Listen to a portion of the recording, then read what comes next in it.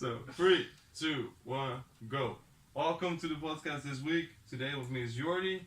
Jordy is, a really entrepreneur. I think he's one of the most busy people that I know, or even one of the people who works the hardest.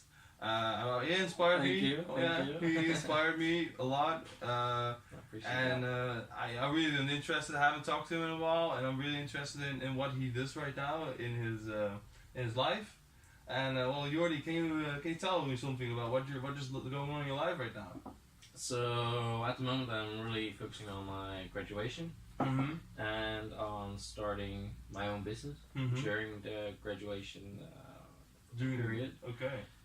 So and of course still with trying to help the rainforest, Rainforest Conservancy at Save the Native Forests, where I'm doing where I'm part of the board as a board member. And the business that I'm trying to set up is actually more of a movement, really. Yeah, because about a year ago, I think, was it that we stepped into this idea together. Like, you invited me over to show me one of your ideas, and if I understand it correctly, that's what you're trying to put forward now in a business model, kind of. Yeah, it was already sort of a business model, but the thing is, like, over the years, I've just one of the things that I love most about like business and the entrepreneurial sector is business models, you know. So indeed, last year, I worked on this for 2 years, and then last year I told you about it. But I actually started developing the model more and more, and also using other types of models, you know, like Berkshire Hathaway, the business from Warren Buffett. Okay. Do you know? Yeah, I know it's Buffett. I know Warren Buffett, but I don't know its business model. Berkshire Hathaway is like a big investment fund. So it invests in a lot of companies that have like the success formula behind Berkshire Hathaway is that it focuses on very financially healthy companies that have a lot of work capital. Like, one of the issues that companies have, the MKB. Yeah. I'm not sure how they say it in English. Yeah, that's a good question, actually. The small business. Yeah, the small, middle, big business types of enterprises. Often they have a lot of work capital. And they don't know how to, also the big businesses, by the way, and they don't know how to use that work capital effectively anymore. Yeah. So that is actually a problem, because now they have a lot of capital, and they can't use it effectively or efficiently, so they actually start to make investment choices that are sometimes unwise, and they make a loss on it. Yeah. It's actually that simple. But what Berkshire Hathaway does is it invests in companies that have a lot of work capital, and it convinces the managers of those enterprises to use that work capital, that capital that is not being used in those companies, to use it to help other companies that he invests in. Okay. So now this work capital actually becomes part of a collective capital that is used to help grow other business that actually need the capital. Yeah. Which is very interesting in an individualistic business environment, which we now of course have. You know, you have a company, company A, company B. They're completely different companies. They don't have much to do with each other. But of course, there's the underlying mechanism that drives it is the same. You know, it's capital. It's always capital. Yeah. And people, of course, but still. So that's interesting that he convinces business A that has a lot of capital available to invest it in company B. In company B, that doesn't have the capital. So now company A is using its capital effectively, and company B can grow. Can survive and grow. Yeah, so that's and they get company A just get like a share of the company then or something to make profit of, or is it a loan, or Yeah, it depends, of course, on like the type of deal on they the make. yeah on the situation in company B. What you know, of course they just look at what is financially favorable, but it's just very interesting that he of the I mean he also owns shares in company B, like Berkshire Hathaway, Warren Buffett. So he just actually like that's what I love the most about this model is because Warren Buffett is the number 3 richest man alive even till this day. Yeah, and then just like what is it like I don't know like 3 years ago or 5 years ago he was still he was like the richest man alive. Yeah. So, but he really. I mean, the only Bill Gates and Jeff Bezos are richer than him right now. Sure. And it's like he is like you can see Warren Buffett I think is one of the best investors of all time. So if you tell me that you're trying to build a similar system, then I get that idea. But what's the difference between the idea that you're gonna have and what he already is doing? So I don't know if I said it in the beginning, but what I actually try to do. Let's just say I see 3 main problems. Right now. I mean, in the world, you mean? In the world when it comes to capitalism and the economic model. I mean, of course, we are facing a lot of world problems, right? There are a lot of problems. You know, biodiversity, climate change, whatever, inequality. There's so many problems. Mm-hmm.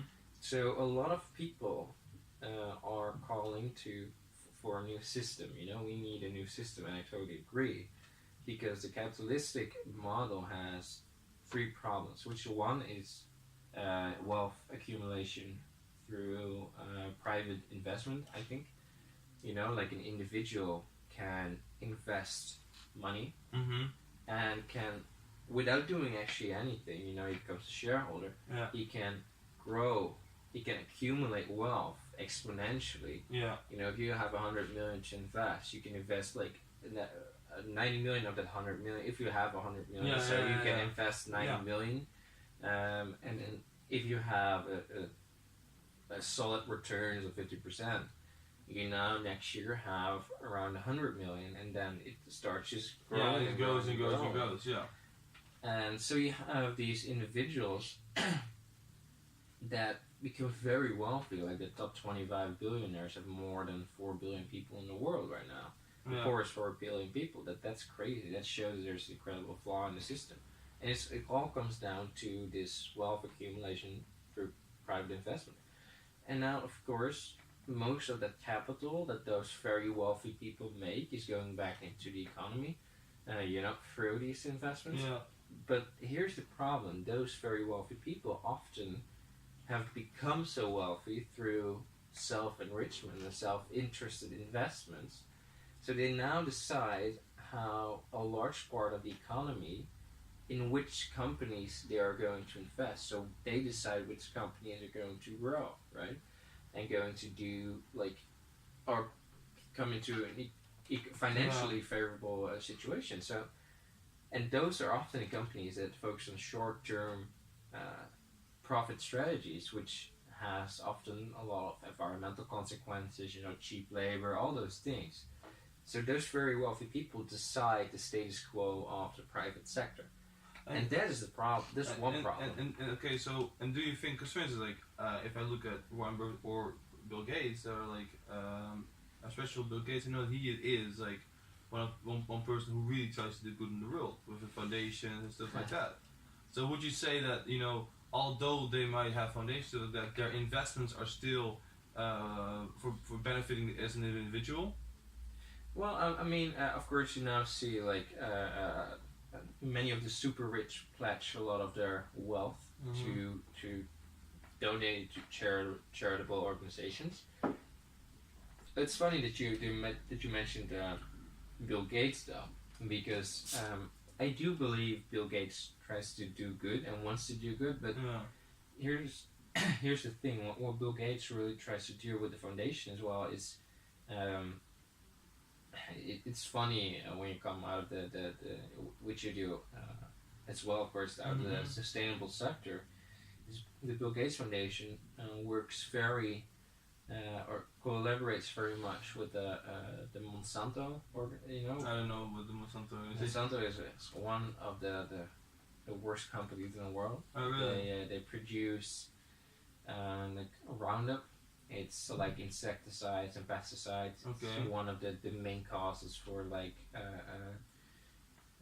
the depletion. Or it's not depletion. It's not the right word, but decreasing of insect populations. And bee death. So over the years since like around 1990, which is just like what is it? Not even almost 30 years ago. Yeah. The insect populations have decreased by around 80% due to like the use of herbicides and insecticides on crops. That's what Monsanto does. And through law corruption and lobbying and politics, they have managed to still be able to sell those products. But Bill Gates, the foundation, works or collaborates a lot with with Monsanto and now with Bayer, because Monsanto is like it was bought by Bayer.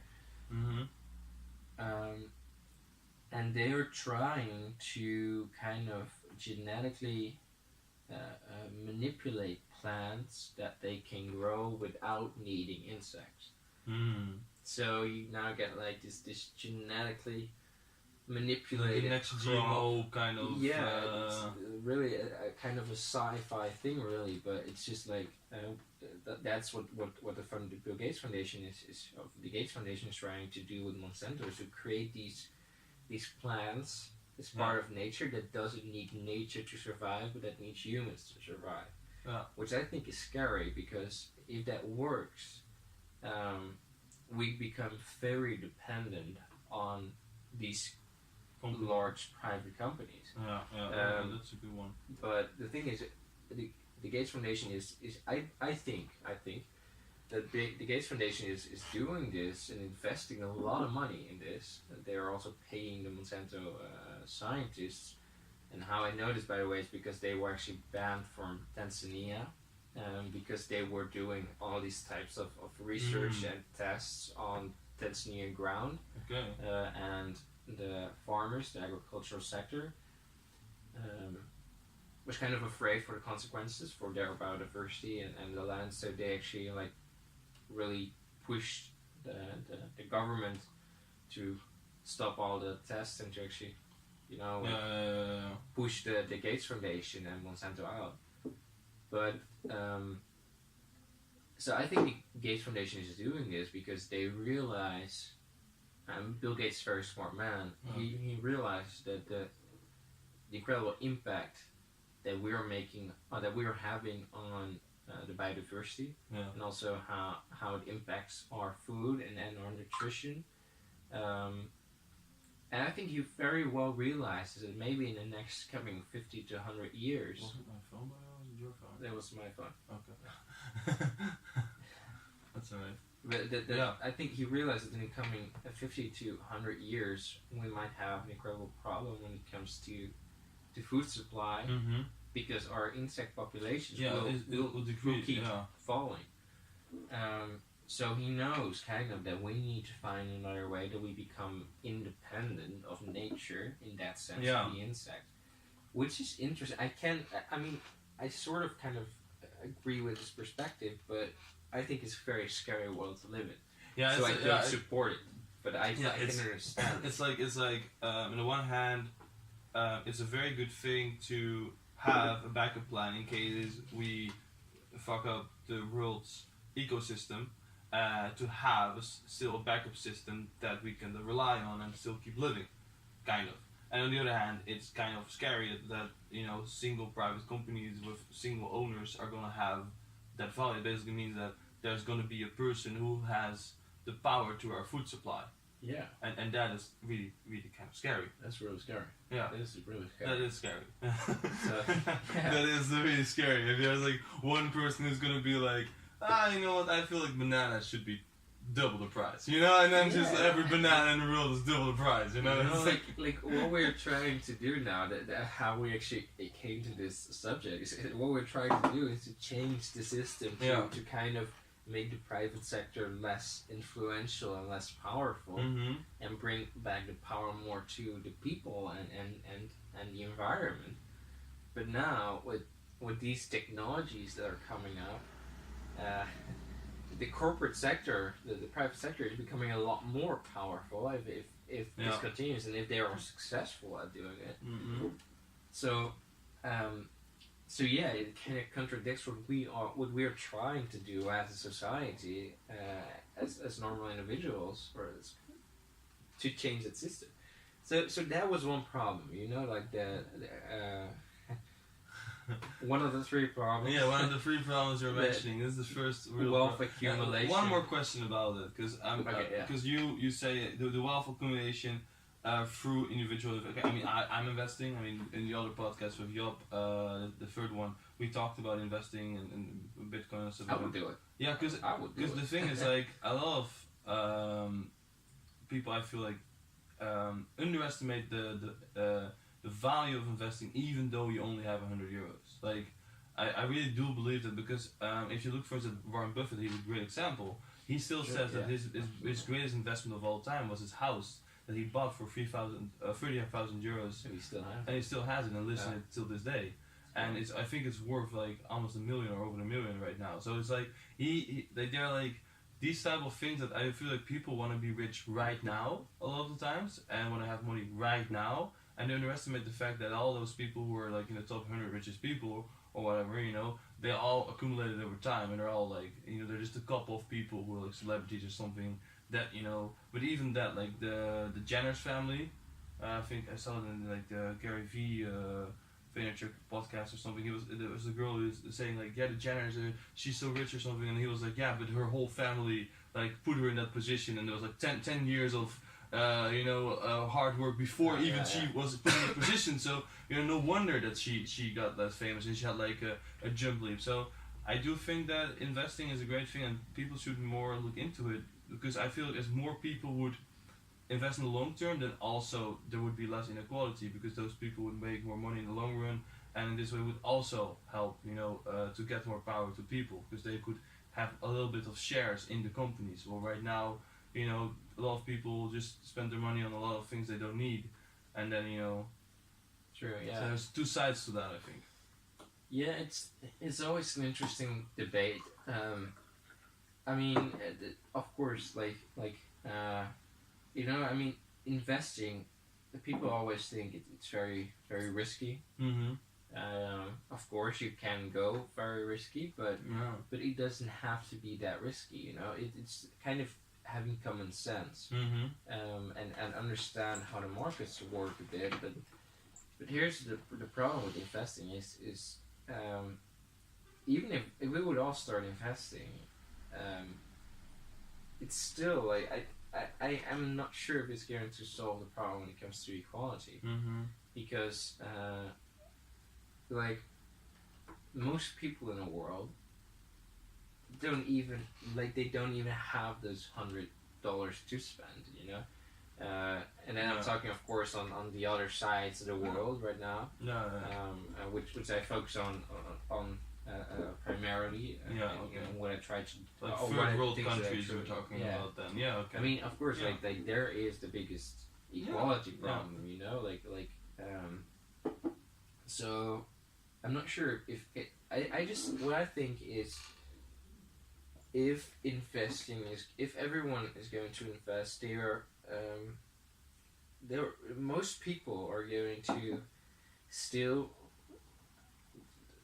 a theory, I'm not saying that this is actually true, but what I think is going to happen is that a lot of people are still going to let them be driven by their kind of greed, and individualistic values as well. So they're going to invest in companies that have high returns, which are still a lot of oil companies, which are still a lot of gas companies. All these types of companies that we are trying to innovate, or even dismantle the power of these companies. A lot of money is going to go there because they simply have unethical companies that have cheap labor, that don't have large costs when it comes to environmental pollution, whatever. There, a lot of money is going to go in there because that is simply going to have a lot of returns, and I'm afraid for that. So, I mean, I think we should get rid of the whole shareholders thing and private investing, and I will come to the model now. Okay, so the second flaw. Yeah, okay, the second flaw. So first off, the wealth accumulation through private investment. Yeah. The second one is an interesting one, especially for people that are interested in capitalism and for the free market. Yeah. So I'm going to contradict a lot of people on this one. Okay. It is competition. Yeah. It is competition. So competition is a very fundamental aspect of our economic model right now. Some feel it is the most important aspect. You know, competition drives innovation. Yeah. Drives low prices. Drives this, drives that. But the thing is, that's true.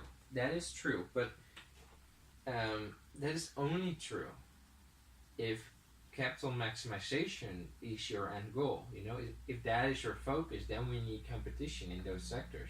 Because otherwise, if they get like monopoly on things, they are going to misuse their position. You know, to just getting the most financial returns. So then, in that sense, if we have capital maximization as a primary goal, we need competition. But now we see a shift in society as well as in our business environment, which is the social enterprise, the social entrepreneurship, futurepreneurship, and that's interesting because the difference between those two is that normal entrepreneurs and capitalists and whatever, they focus on capital maximization, but social entrepreneurs are driven intrinsically by trying to solve a problem, trying to develop something, you know, which is what we need, of course, like in the crisis that we are facing right now, we need a lot of social entrepreneurship. But so when the primary goal becomes problem solving and development and not capital maximization, competition is a very unnecessary evil even, and it's a very ineffective and inefficient process. You're still going to have a competition, but it's going to be a competition of who has the most impact. Yeah, I mean... in a way, you know, of course people are having an ego, so they want to have more impact than each other. Yeah, but the thing is, if you're... What I see in the non-profit sector now, it frustrates me a lot, and also in social enterprise and the for-profit industry, is that you have, like, what is it, in the non-profit industry is growing with hundreds of thousands of new non-profits every year. And I dare to say that around 20 to 30,000 of all these non-profits have the same goal. And they are competing in a very competitive environment to achieve the same goal. Yeah. So the problem is also with social enterprises and sustainable startups. They're also competing, well actually most of them have the same goal. Yeah. So now where you have a lot of time and effort and money that could go into solving that problem together, it now goes into marketing, sales, all these types of departments that should not even be a department, I think, when your primary goal is problem solving. You know, I mean, if you and I have the same goal and we're going to fight over it, it makes no sense, right? Yeah. I mean, I believe it makes no sense. It's incredibly inefficient and ineffective because, I mean, you might knock me out, and then I you know, you're kind of alone in solving that problem. Yeah, it weakens my position as well. Yeah, because now you're alone as well. Yeah, there's less awareness for the problem in the end, and that's like it means that, like, even if you market, you know, in a way someone else can see then my company and be like, oh, I have heard about that idea, about such a problem, I want to invest in it, or I want to like help out. Well, so then your marketing works for me as well. But that's so like if you disappear, then but you can better than just work together as one face of the same company. True. Yeah. Exactly that. And you should be one. Kind of. You should kind of collect it. What I call as a collectivized business environment. You should start collaborating together in the same organization to tackle that problem. Now you have twice the resources, twice the people, twice the effort they can put into it. Mm-hmm. You need a lot less marketing, you need a lot less sales, you're gonna save a lot of money on that. Yeah. And you can solve that problem together. Yeah, it's like, and you can make a lot more money. It's like an inefficient way of having a business, basically. Yeah. Like marketing. Because it's a different thing. It's like you're running a social company as if it's a capitalistic company, basically. Is True. What you're saying. Work. It's like you wanna if you're gonna have like you wanna sell shoes, and your goal is to sell as many shoes as you want. Of course, you're gonna compete against someone else who's selling shoes. Yeah, but if you're selling the idea to improve the world, and someone else is doing it well, there's not really a reason to start competing because you can better just work under the same name. That's what you're saying. True. Yeah. It just doesn't make sense for me, Yeah. and it's very logical that we take this approach because we are still participating in the old or the degraded, the most common way of thinking. Yeah, but also the degraded economic model. Yeah. I mean, still everything is kind of driven by capitalism, and capitalism is nothing more kind of than individual business environment that allows for private investment, that drives and that drives competition. Those businesses are driven by competition. Mm-hmm. Capital maximization is a primary goal within the economic model of capitalism. But now with the shift, it doesn't make sense to follow this economic model anymore. So what I try to promote is not selling the idea of capitalism, but selling the idea of developism. Mm-hmm. Because we're now with the new generation of businesses, the new generation of social entrepreneurs, futurepreneurs, they're focusing on development. Mm-hmm. They are focusing on solving those problems, those very big problems. So you should not do that within this model. You should do it in a new way of thinking, a developistic way of thinking. Yeah, I agree. Where we solve problems together and where we can bundle our strengths. So that is the second problem that I see, and it frustrates me a lot. Yeah. And of course, like I participate in a lot of nonprofits. Yeah. I mean, if you and I've had this problem a lot. You try to collaborate. We all in the organization of Save Native Forest have this mentality that we need to fix this, and you want to fix it, I want to fix it. Then we need to fix it together. Yeah. But every time we approach people, we approach organizations, they say, well, I mean, even if we want to, we need that money for ourselves, we need all those donations or those public, out of the public sector, the private sector sponsorships to survive as an organization. They are kind of not that open to collaborate because they have this financial conflict of interest now as an individual company, and I think that's scary because that's never going to help us to solve these problems. So that's the second problem: competition. So first one, individualistic investing. Second one, capitalistic competition. And investing, there's nothing wrong with investment, but there's something wrong with wealth accumulation. Okay, wealth accumulation. And exponential wealth accumulation for individuals. Yeah. Okay. Because it also kind of dominates the democratic process. I always kind of also I'm controversial on that. Is that I believe that democracy does not exist right now, even though we say it does. But there's just way too much conflict of interest going on from private industries on politics, or that influence politics. Yeah. And it's not even the people that choose the people in politics, it's the political parties. I mean, we see this in extreme in America. Yeah. It's political parties that choose who you have to vote on, who you can vote on. And so it's like saying, here, choose a Big Mac or choose chicken nuggets. You know. Yeah. I mean, both are delicious, but they are just and might sound nice, but they were just very bad for you, right? Yeah. But it's just like they're putting those options. There's not a salad in the mix. Let's say. Yeah. just look at Trump and at Hillary. You know, like I mean, those are. I've even talked to American people when I was on holiday a lot, and they actually all said that it felt like didn't feel like choosing. It was choosing between which they want less.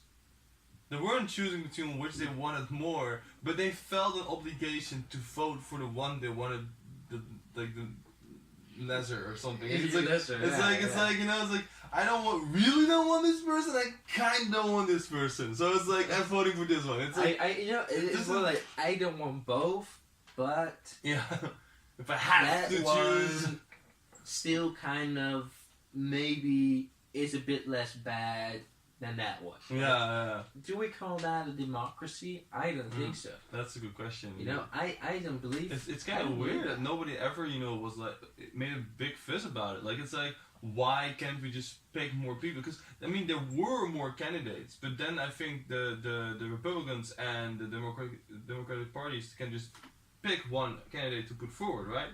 That's how it goes. Yeah. And that's kind of weird when you think about it. It's very weird. Especially because America is such a large influential country. It's like weird that nobody made a problem out of that, especially in America. Nobody was like, why do we only have these two people? Because I mean, Bernie Sanders was at one point in the race, but no one pushed him forward. Well, I felt like a lot of people would like him, Yeah, now they do. Now they do, yeah.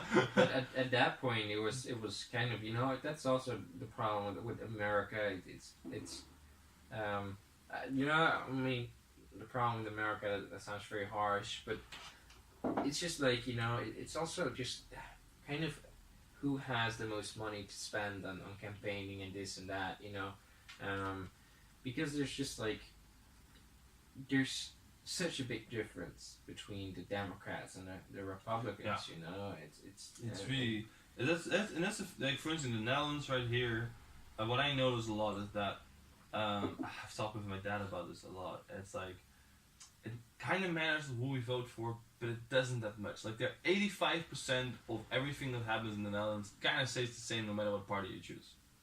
Sure, yeah. Because we're like a socialistic, capitalistic country. We're like, everybody like gets their things kind of, and we're kind of discussing the details every time. That's our politics, So in our country, it's like, even if we don't have that much of a conversation, it's all like kind of already been taken care of. Like there's no really huge evil or something that could happen, because if that would happen, everybody would be like, "What? We're not gonna do." Like we're very like down to earth in this way or something, and everything kind of we want that 85%. Somebody gonna touch it 85%. We're gonna be like, "Whoa, why, what?" Like that's kind of the way we're at. The other 50%, we love bitching about it and telling like the politicians like it's your fault. You should fix it 15%. But really, everything is kind of okay. That's just, and that's really a huge difference, I think. Yeah, I always say this. I think politics is a theater, and with all respect to the politicians watching, but here's the thing. Like, I believe the sincerity and the authenticity of some political parties. They really want to do something, but the problem is that. Just economically, they cannot do a lot. So they can only, and I'll come back to that in a sec. They can only do and focus on societal issues like gender, gender equality, and even gender neutrality, and even the Zwarte Piet discussion, for example. And the Black Piet discussion. Yeah, the Black Piet. Yeah, I think everybody in the world by now knows about this. Like, it's been such a huge thing for the last years. It's crazy, but they can decide on those things maybe, but they can't decide on very big economical things. Even if they say they do, and that's what you see now with, of course, the climate agreements and stuff. Is that it's very simple. I call this the leverage cycle of big business. large businesses have the option. I mean, if politics don't apply in a country, they have alternatives. That's the problem with nationalism. Is you have all these different you have all these different countries with all different political and legal and economical factors. So now you can just as a company you can pick the one that's most favorable for you. Yeah. You know, that's a problem. Yeah. So that's your leverage. You can that gives businesses, the private sector, a lot of leverage, and that's scary. I think, and that's the problem. You know, that's driven by just our nationalism in different countries. Yeah, and actually, that's caused like, for instance, things that are caused, like, for instance, we have in the Netherlands, we're like a tax paradise, so we have really low taxes for companies here. Foreign companies. Yeah, for sure. Yeah. They are big companies. Yeah, big companies, and the thing is like, if we don't do that, they leave. You know, and never fuck. But the same thing counts for instance, taxes for airplanes and for tickets for just flying in general, or the gasoline that airplanes are. If we as a country are gonna start that, everybody in our country will go to Germany to fly from now on, because tickets will be like 30% more expensive. So in that sense, you know, there's if you don't make rules about it as a collective, you as a country, if you start it, you're basically fucked.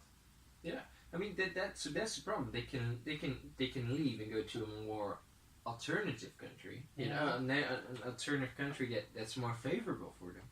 And the second thing is, just as you stated, is if we now with the CO2 tax, for example, companies are just going to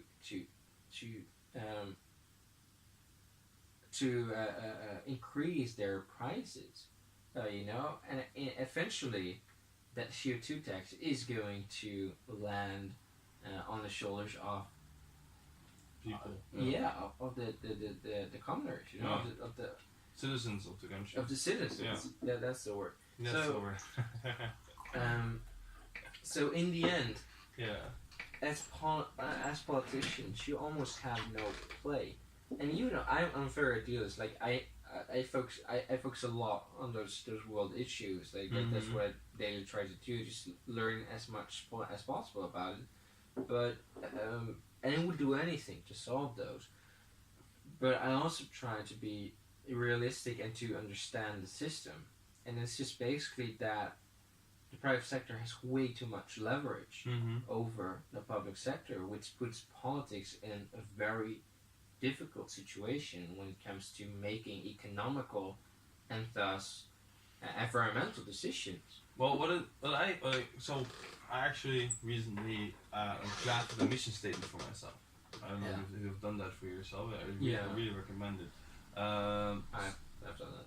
Yeah. So for me, what I really noticed in the world, especially as a psychology student, like I've been busy about happiness for a very long time. I really find happiness a very interesting concept, especially because there's like philosophy about it, psychology about it now, and there's research about it. And there's certain research that's shown that people can get more happy, like in a way of like more consistently, and also more bounce back from negative experiences. And whenever you get depressed, you bounce back from it faster, stuff like that, by using certain techniques. And also your perception of the world, you know, and how to use things. And for instance, like, so this really for me raised. You can shut it up if you want. Yeah. Okay. Yeah, just take your time. It's like we don't need. His phone is on. You know, guys. It's gonna ignore. We're not gonna ignore it any longer. Let's see where I put it though. He's looking for his bag right now. We don't know. But yeah. No, but for me, really is the problem is you can't find it. It's underneath. It's here. Is there? Oh, it's on the ground. Oh, yeah, it's awkward. That's funny. I'm not sure if they can see the ground because maybe other people could just have seen it all the time. I was like, just shut it up, just shut it up. No. Just a prank, bro. No, but so what I really see in the world is that I believe that a lot of people don't understand happiness and themselves all as well in that perspective and how they look at the world. And I really believe that if we learn people the science and some of the philosophies about happiness and how it can work, you know, therefore we can make people less dependent on material goods. Because right now I see a lot of people in the world who really depend on, you know, buying a really good brand shirt or buying a nice car or having a really nice car. And if we can learn people that, you know, that is not, if we can learn that that is not their main source of happiness, and we can learn them how they can be happy without it from the inside and from doing good to other people, and, you know, because for instance you see that in America, about 70,000 euros, no, yeah, 70,000 euros. After that, you know, there's no significance between happiness or earnings. Like, till that point, and that has only to do with then the people have housing, food, you know, health insurance, all these things. People need those things, but after that cost, there's nothing like there anymore. Like, it's just, you know, so so what I'm very interested in is how can we learn people like in this capitalist system to indeed get to that 70k in America. Then it's a little bit different for every nationalization, but by doing that, basically learn them how to use that money to maximize their happiness, and then to basically say like, okay, so now you're in a consistent way, you can be happy, and you're gonna have negative experience in your life, you're gonna be unhappy at certain points, of course, you know, but we can learn people how to bounce back faster, you know, and how to, and if you can do that steadily, I really believe that people become more willing to sacrifice material things to the greater good of the world. Because that's what I mainly see in capitalism, is that because we as a society depend on these material goods to get our happiness, like if I love my car and I think I'm happy because of my car and I depend on it, or maybe I am happy because of my car and that's my main source of my happiness, I'm not gonna sacrifice my car for an electric car. There's no way you're gonna sacrifice your happiness for the greater good of the world. Still, I think it's even kind of pathetic though if you just, I mean, because you're now dependent on your materials. Yeah, but so it's that's I think that's a problem in society problem right now. Yeah. I mean, we become so dependent on just on stuff. I mean, but it is the main factor why companies have so much power, because people want their stuff, and because people want their stuff, they have this power. Like if we would not be this, if we would just be happy with a white shirt, you know, just a white shirt, doesn't matter what brand or whatever, you know, then any type of company could give it to us, you know, and it would not, and that company would not have power at all, because anybody can make a white shirt, you know. Yeah, I mean, so I think it's just like kind of you know, like us comparing us to or yourself to other people in society, and you know, like if there's people who just have the celebrity life with the big pool in Miami to like next to the beach, like of course that would be very nice to have. So you just have a lot of these comparisons just between normal people and the extremely rich, you know, and I think that is kind of what is driving us, you know, the whole American dream thing. It's nothing more than just like how, you know, like how to accumulate as much material as you things as you can. And the weird thing is that because, and I feel mainly because of social media right now, it seems like all these people are way happier than you are. Yeah, but that's often not even true. That's not even true, because if you just look at the statistics of happiness, you know, those people are just not more happy in general. Like, they're not less happy, I wouldn't say that, because they still have a lot of, you know, healthcare and everything, you know, very, very well. So, but in general, they are like just as happy as some people who are in 70k, you know. So it's like, so it's really what you do with your money, and also what your lifestyle is like, you know, that creates the happiness and your mental like idea of the world and how you look at things. If you compare yourself to the other people, are like, I need that in my life, or if you don't do that, and certain other people are happy, but you can be happy with less, and that's really raising the questions. Like, I saw that talk the other day, and it was about what is enough, and that's a really interesting question when you talk about capitalism, because in wealth gain, what you're talking about, because when is it enough? When do you have enough? Like, you can exponentially grow your wealth, but when do you have enough? Yeah, I mean, you know what I always think, or my theory on all of this is, um, you know that uh, that kind of happiness goes hand in hand with survival Mm-hmm. in some sense. I think it's my theory. Here's the thing. I see I define survival as how to create the highest probability of reaching the near future. So I mean that's what survival is, right? Like how like just surviving, you know, like getting to the future, you know, Yeah. every time. Um, but but you know when capitalism came along, it drove people to individualism. Why? Because now you have like this resource that can actually purchase anything you want, that can do anything you want. Mm-hmm. So now you want to accumulate a lot of that resource because that resource kind of creates the possibility for you now to hire or no, to increase the probability Of survival. because now if you have a lot of capital you can choose the best doctors, Yeah.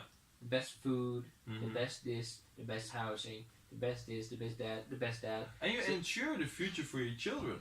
Your genes. What's also in a way, you know, if you look at evolution, probably a very good thing to do.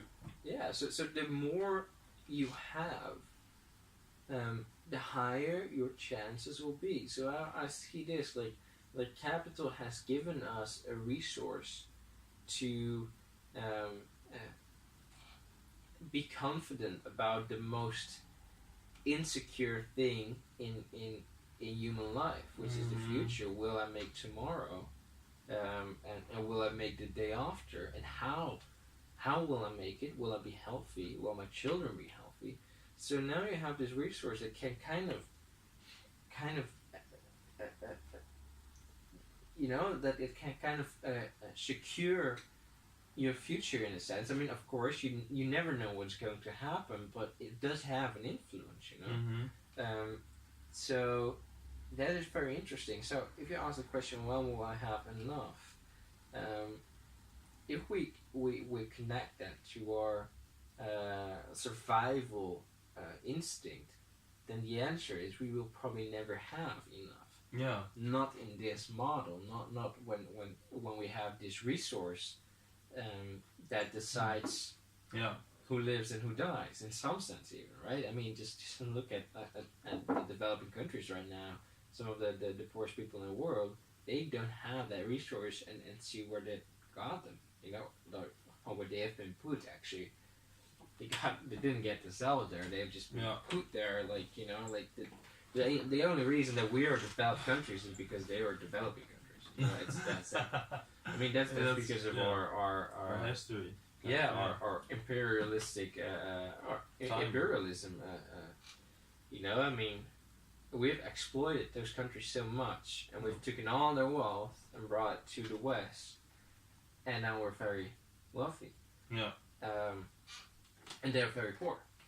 You know, so and it throughout the years the difference we capitalized literally on that difference and basically made more and more and more.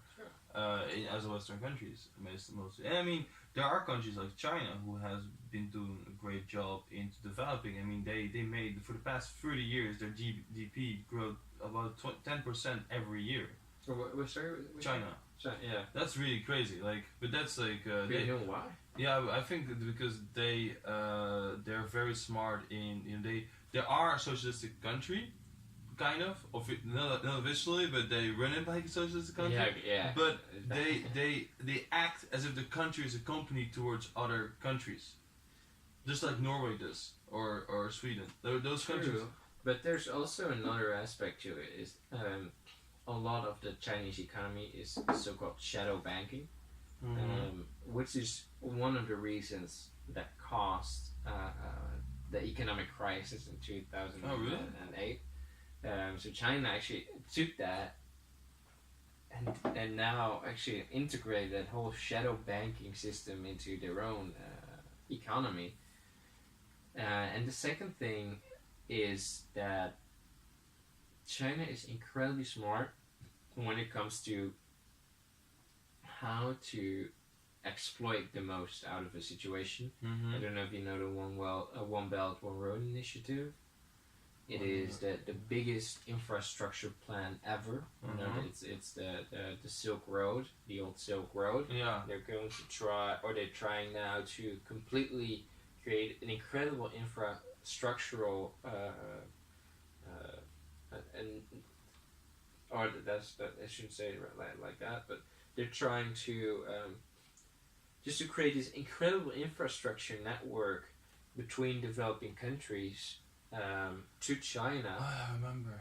So it's a $1 trillion plan, the biggest plan ever. And it's interesting because it's nothing more than how China can best exploit the remaining resources of developing countries. And also countries that have been locked down for many, many, many years, like for example Chad and Congo. There are not many companies that, or foreign companies, not even national companies there, that have been able to exploit the resources. There's a lot of oil still in Congo. A lot of the resources that are used for copper, for example, as well. There's a lot of resources that are used for solar panels, windmills, all those things.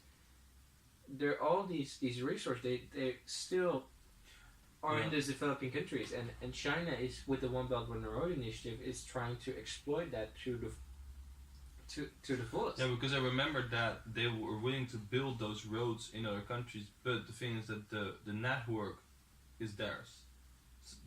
So they can basically tax other countries if they want to use it and everything like that. So that's like, they actually, it's like, it's basically if the English would have said in India, like, yeah, we're gonna leave, but the roads are still ours. Like, the rails are still ours. You know, and you guys, if you want to use them, fine, but you pay us. You know, that's like, that's kind of what they're doing. Yeah, it's even more interesting is that if you look at Sri Lanka, Djibouti, those types of countries, they're even more. Nepal as well. So China does is it says, all right, I will give you a loan, $6 billion, for example, $6 billion to Sri Lanka to build an incredible port. And if you are not able to pay us back those $6 billion, we get the port. But it is even better than that. Chinese companies built the port in Sri Lanka. So they basically get the money back immediately. Yeah, so they get the money back through. So they loan money to Sri Lanka to a lot of developed. This is called debt traps. The Chinese version of debt traps is they loan a lot of money to Sri Lanka. They let their own companies build that port in Sri Lanka, so they get the money back through these companies, because a lot of these companies are kind of state-owned. I mean, even if they aren't state-owned, they're still state-owned. You know, that's the thing about China. But they get the money back through those companies, and 99% of the times, those countries are not able to pay back the loans. So Sri Lanka just recently, I don't know what year it was, maybe I think 2015 something, Sri Lanka leased the port for 99 years to China. So now China has just ground there. It's kind of a very modern and strategic way of imperialism. Because if you perfectly, like, if you, I don't know if you read the book The Art of War. I'm still trying to read it. Okay. I still have to buy it, but I know most of the content. Yeah, if you really like look at the way that China runs its empire right now, it's really based on those tactics a lot. Like because throughout history, China has been one of the most tactical countries in the world. I would say, like their incredible way of thinking style and there are, even if you look at their arts of fighting and everything, you know, everything is very strict, everything is very tactical, and even, you know, their strategies right now, it's like, I really have to say, like, I can't say even it's bad, honestly, because it's like, because they're keeping themselves to the rules. That's the cool thing about it. Like, that's interesting. Because it's like, it's not like there's no, it's like, you can say that it's like, it's bad what they're doing in a way, but on the other hand, like, yeah, you can react on that, because it's like, in my opinion, it's like, you know, there's nobody in the world saying, like, you can't do that, there's a rule here that said that we didn't, like, there's nobody doing that, and the weird thing is, like, and that's why I find it so smart. The same thing that they did at some point with the islands, you know, towards Indonesia. They just said those islands were theirs, and they were like, so the sea around is ours as well. You know, it's like these smart things that you're like, huh, what? You know, nobody followed that, and you're like, and everyone's like, shit. And then, you know, before we make a rule for it, you're already too late, and they already capitalized it on it way too much. And that's what I find.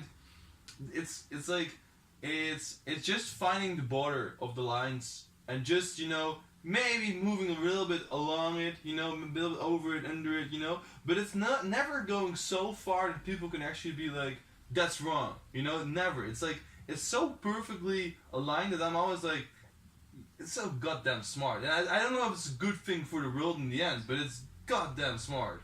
I mean, I disagree on a point where, when it comes to the rules? To the rules? Yeah. I mean, of course, this is like these so-called debt traps. They are very, very smart. Yeah, like, very tactical. Mm-hmm. It's totally unethical. That's why I would never do it in the West. It's unethical. But it is very smart. Yeah. And now, of course, if China kind of owns that port now, it has infrastructure, it has land in Sri Lanka, and it decides what comes in and what comes out of that port, you know. So that's one thing that I wanted to add to that other story I was telling. But here's the thing when it comes to rules. Are you familiar with the term reversed merger? No. It is back in, I don't know what year it was, but it's not even that long ago. The first Chinese company entered the American Stock Exchange. Mm-hmm. And so now China was on the stock exchange of the US and Europe and whatever. So what they started to do is they wanted more and more companies on that stock exchange because they realized how much capital they could cash in. Yeah. So a reverse merger is this. China has a company, maybe even a company that has gone bankrupt. It has no people on it, or maybe just 1-2 people on it, just kind of running the scheme. But that company purchases a bankrupt public company or almost bankrupt public company in America. Mm-hmm. So that almost bankrupt or bankrupt company is a public company. It is listed on the stock exchange of America. So Chinese companies buy these companies. So now these Chinese companies get on the stock exchange, right? So now it becomes interesting because China has done this like around 12,000 companies. But in America, they promote these companies as very, very flourishing companies that are making a lot of money, you know. And China, as a developing country and an upcoming economy with a lot of opportunities, a lot of people in the West start investing in these companies. Yeah. And the reality is that those are almost, in China, those just are almost bankrupt companies that just purchase other bankrupt or failed companies on the stock exchange.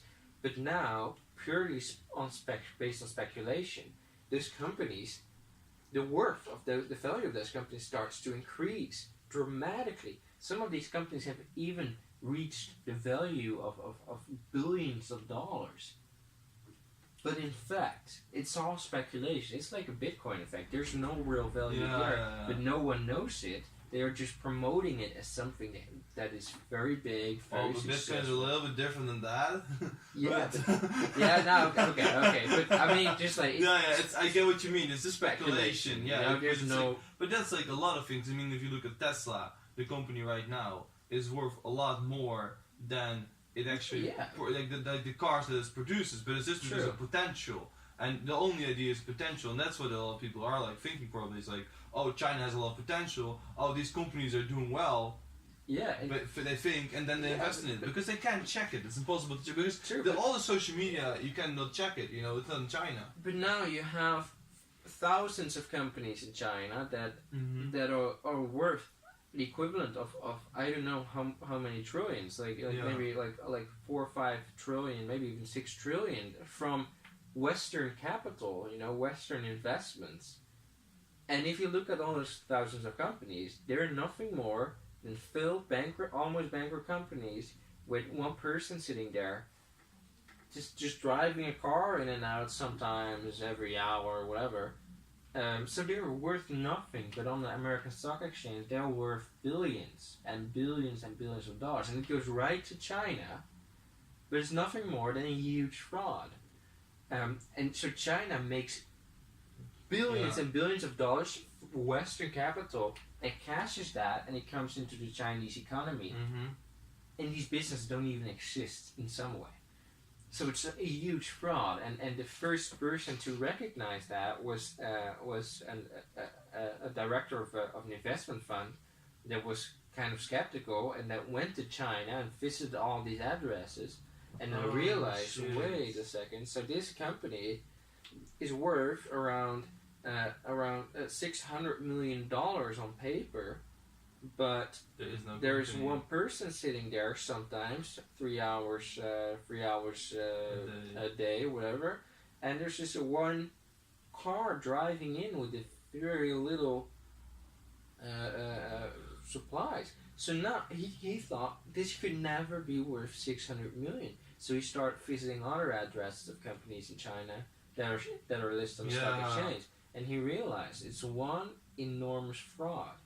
That goes against the rules. But here's the fun thing: China does not have rules when it comes to exploiting Western capital, exploiting Western resources. You can do if you're a Chinese person, if you're hacking and hacking Western organizations and stealing technological information, there are no rules, laws that punish those people. If you fraud a lot of capital from Western companies and bring it to the Chinese, there are no laws that, from these 12,000 companies, around 70 to 80% of these companies were reverse mergers, were frauds. Yeah. And only one person went to jail. Only one person. Yeah, and that's probably because that's against the rules. Well, it's like it depends on how you see it. It's against the rules in the Western countries. Yeah, but not in China. Exactly. So it's like and the problem is that it's capitalism. And what China kind of does is they say they're individuals. Like, we have a capitalistic country, they're individuals. We just don't have a rule about it, And we're not the ones investing. But they're probably supporting those people to keep doing it because, they get all the money in their country and they're probably the ones behind it, But they can act like they actually aren't, because you can't prove that they're the ones doing it. And that also has to do with that there's no social media there that's the same as ours. Google can't almost don't get any information about it as well. So it's like this black hole on the map that nobody knows actually things about. And you have to physically visit it to actually know what's going on. And that's smart as hell in my opinion, but it's also very you can say a lot of things about it, but on the other hand it's the job of the Western countries to do them be like, oh wait, you can't do this. Yeah. And then be like if the only one that has done that is Trump. Yeah, well, that's actually a good thing. That's interesting Because me as a person, I was always kind of against Trump in that way, but that's good. Yeah, but that's something that's actually really interesting. If you look at it, because that's a good thing. It's because it's a bad thing to if companies are doing it. It's a bad thing because it's it's draining kind of like our money supply in a way, you know, to just be like, give it to us, you know, and yeah, it's good to, you know, put a stop to it. And they should make laws that it's illegal, and they should even punish it, and it should even be checked almost by Western countries if it actually happens. You know, it should be an international court. But we cannot monitor China in China.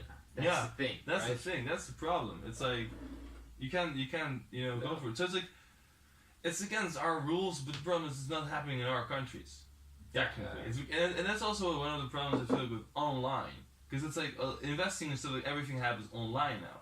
So and you can't really, you know, check that every time, or, you know, it's like you don't have a lot of grip on it. You don't know if that where the company exists, if that company exists. You can have so many fraud things with it, and it's really, in a way, it's very dangerous. We haven't made, but that's really, when you look in general about it, I would say that, you know, with the technical revolution and stuff like that, we're still in the middle of controlling it. We still have no clue. Same with capitalism. We have been growing well, and this is like the first time in years that we even can say that there are people in the world that have so much wealth that you can ask the question, when is enough? Like 100 years ago, that question was like there was like you had those people, but it was so much more rare to ask that question. And even 200 years ago, you know, so you had those people, but if it just becomes a game now. You know? Yeah, now it becomes it's just a game. And because also like there's so much people that are someone at the door. I don't think it's for me, but there's so many like people that, how do you say it, have wealth now and have like a good standard, that right now you can start asking the question, how do we divide it better, you know, and that's, I think that's one of the first moments in history, and it's not just like a game for some people, you know. Yeah, it's life or death. Mm-hmm. You know, it's that simple. But actually, it brings me actually to my third. Your third flaw. First big obstacle flaw. Let me really check if somebody is calling. Ready. So we're back. We're back. So you were talking about the third big flaw of the capitalistic system, right? Well, of the rule. Let's just say the third big flaw in a big obstacle to change, to get a new system, to change the system, right? Mm-hmm. So the third big flaw is maybe what even frustrates me the most after the competition, and that is that the people that could truly make a difference, they could truly change the system, the people that are very idealistic, that they all go into the wrong sector. They go into the non-for-profit sector, you know, and so it's all of these people that could really make a difference, that really could make the world better. Yeah. All these idealists go into the non-profit sector, which is only 6% of the economy, and the non-profit sector has no financial or growth power, and well, all the influence. So this non-profit sector doesn't have the influence that the for-profit sector does. Mm-hmm. So now you have all these amazing people putting a lot of time, a lot of effort, a lot of money in the non-profit sector, but they have no way to really get that financial and that growth to exponentially grow their impact and to grow their influence and use it to do good. Mm-hmm. And you have the people in the for-profit sector, which is 94% of the economy, that actually are able to keep accumulating wealth, influence, etc., and actually most of them are driven by self-enrichment and self-interest and individualism. So you have those great people that go into the wrong sector that cannot really make a difference. Then you have a lot of people that you don't want in the for-profit sector that accumulate influence and wealth. They all really go to the right sector, to the for-profit sector. So what you actually would want, the ideal situation would be that those idealists go into the for-profit sector. Yeah. And that there's they accumulate more wealth that they can then reinvest every time. And they would invest it for good instead of self-enrichment. They would invest it to solve problems and to develop.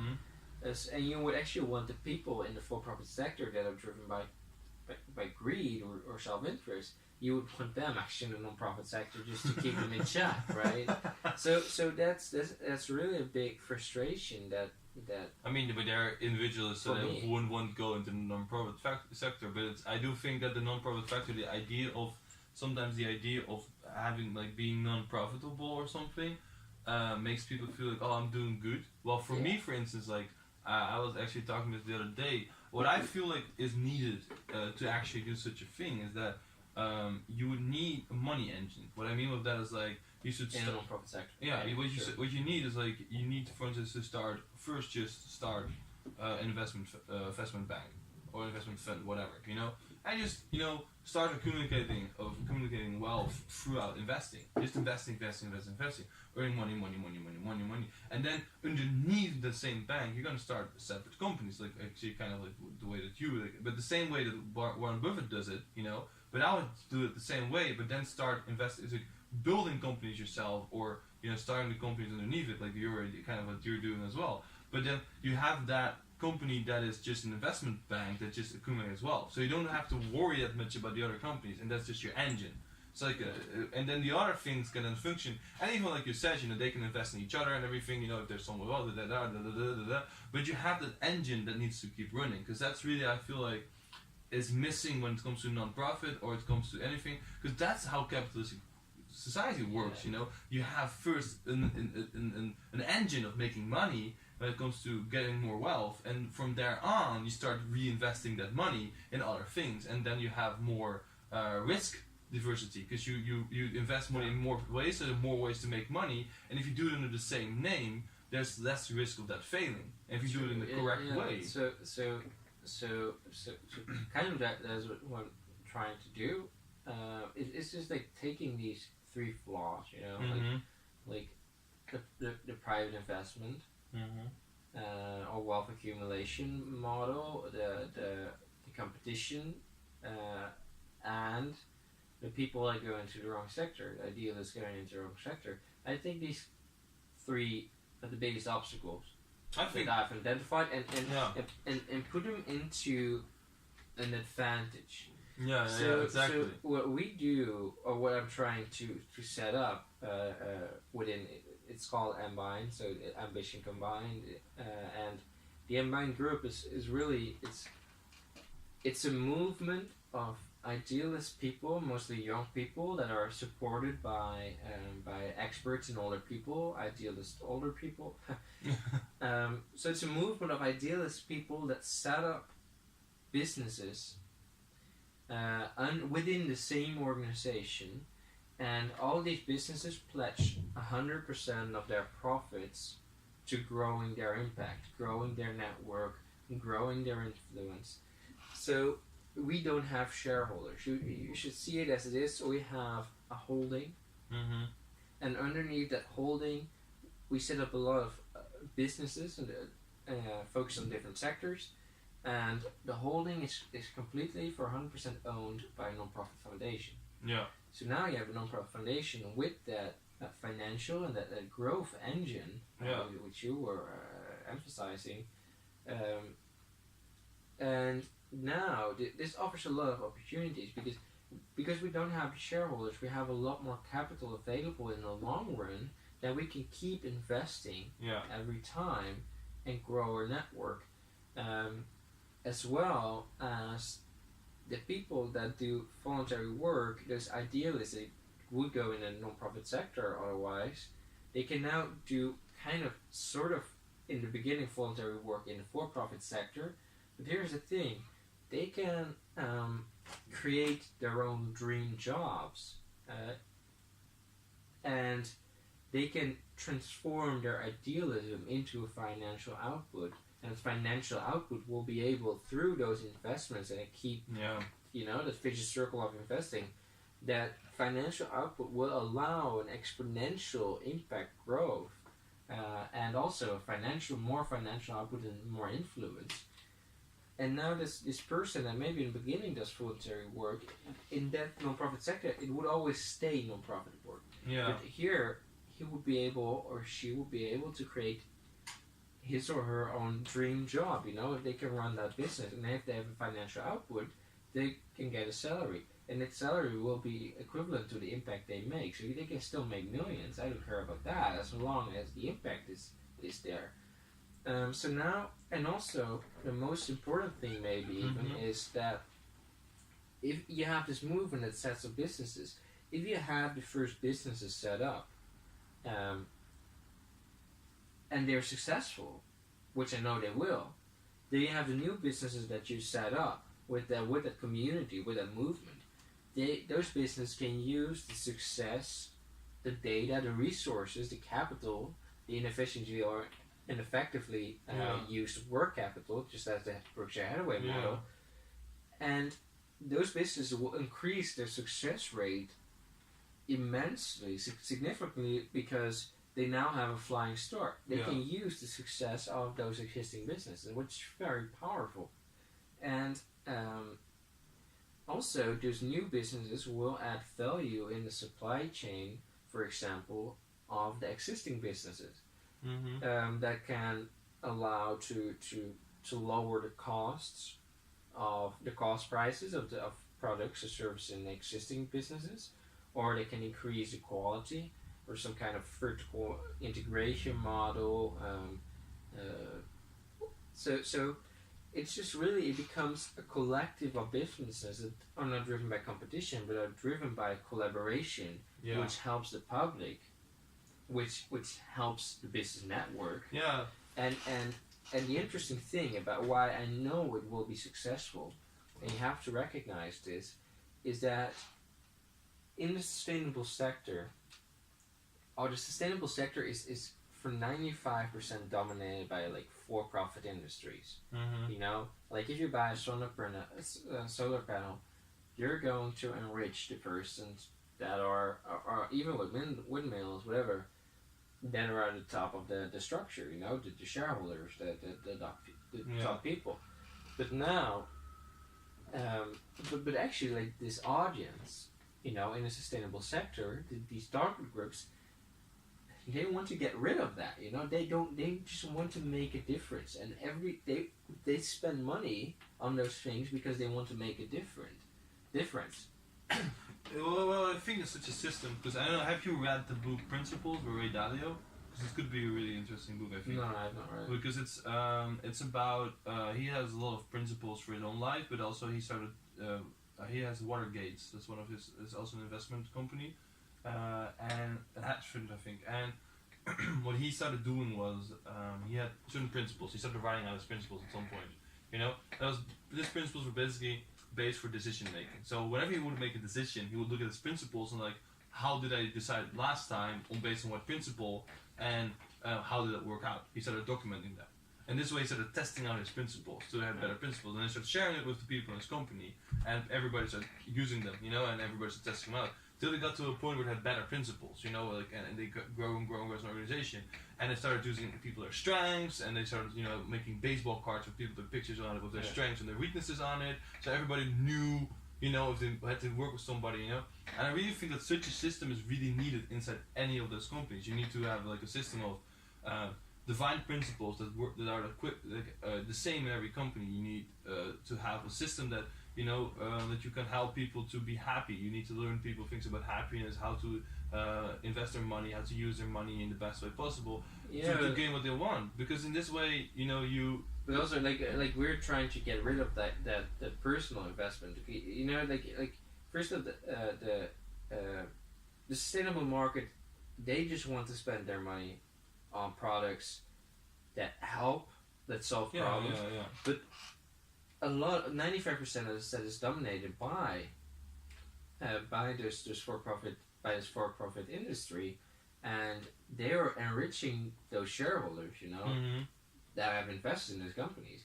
But what we do is we say, okay, we do not pay our shareholders, we don't even have shareholders. All the money, all the profits we make will go directly into creating more impact. And therefore contributing to the development goals. So that is very important because now you can win a lot of market share. I completely agree. Because you with can, that. if you could buy a solar panel, and you would know that the profit margin, a part of that is going to the shareholders, right? To the people at the top, which drives inequality.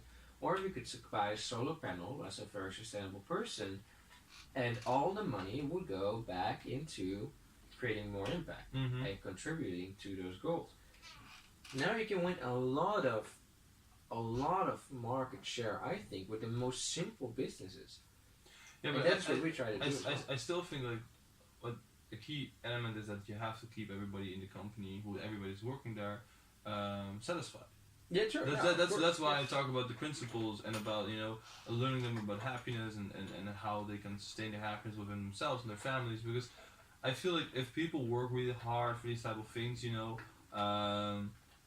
often you don't want them to be corrupted at some point and be like I can get a better job somewhere else for like millions, and a way of doing that is to teach them how happiness works and how they can be happy with what they get, to still pay them enough, and so that they know how to be happy. And even in the company that you use principles, and even if somebody in one company is like, I want to have a different job, that you can just tell the person like, okay, what kind of job would you like to do, and that you just look into all the other companies like, do we have something somewhere else, or can we start something new? And using the same, if every company uses the same principles, it's very easy to just step to another company because the way of working is similar. Yeah, true. I agree with that. Like it's of course all of those companies that we set up. They're set up by these communities together. Like it's all strategic development. It's not the companies we choose come from the idea of you have to see it as one big puzzle. Like we design the companies based on how they can add value to the existing network. So we do that together with the people first off. But also one of the first investments that I would make is in real estate. That there's people that maybe in the beginning do voluntary work within them buying to grow these companies and to really achieve their idealism. To allow them to focus on that. They still need some place, where that's a problem which you have now, where your students, they really want to do it to make a difference. We can go into do a lot of voluntary work, but we need to pay our bills. We need to pay our rent, whatever. So I would invest a lot in community housing, in purchasing real estate across countries, maybe in the beginning in 3 different countries. And the people, the volunteers, the social initiators that set up the business network, they can live in those community houses until they have created their businesses and they have created, or they have transformed their idealism into a financial output. And now they can even earn more money than the standard static income that you have in the modern in today's economy, because they can decide, they have an influence on how much they make, how much salary they make, right? Also because we don't have, and this is a beautiful thing, we don't have the top of business that takes away a lot of money. How much percentage do you know that? Sorry? How much percentage does the top take? I have no idea. That depends, of course. But I mean, if you look at just at the statistics, where the 25 top billionaires and the most rich, the richest people in the world, they have often hundreds of millions and millions of dollars. They have accumulated their wealth mostly through investments.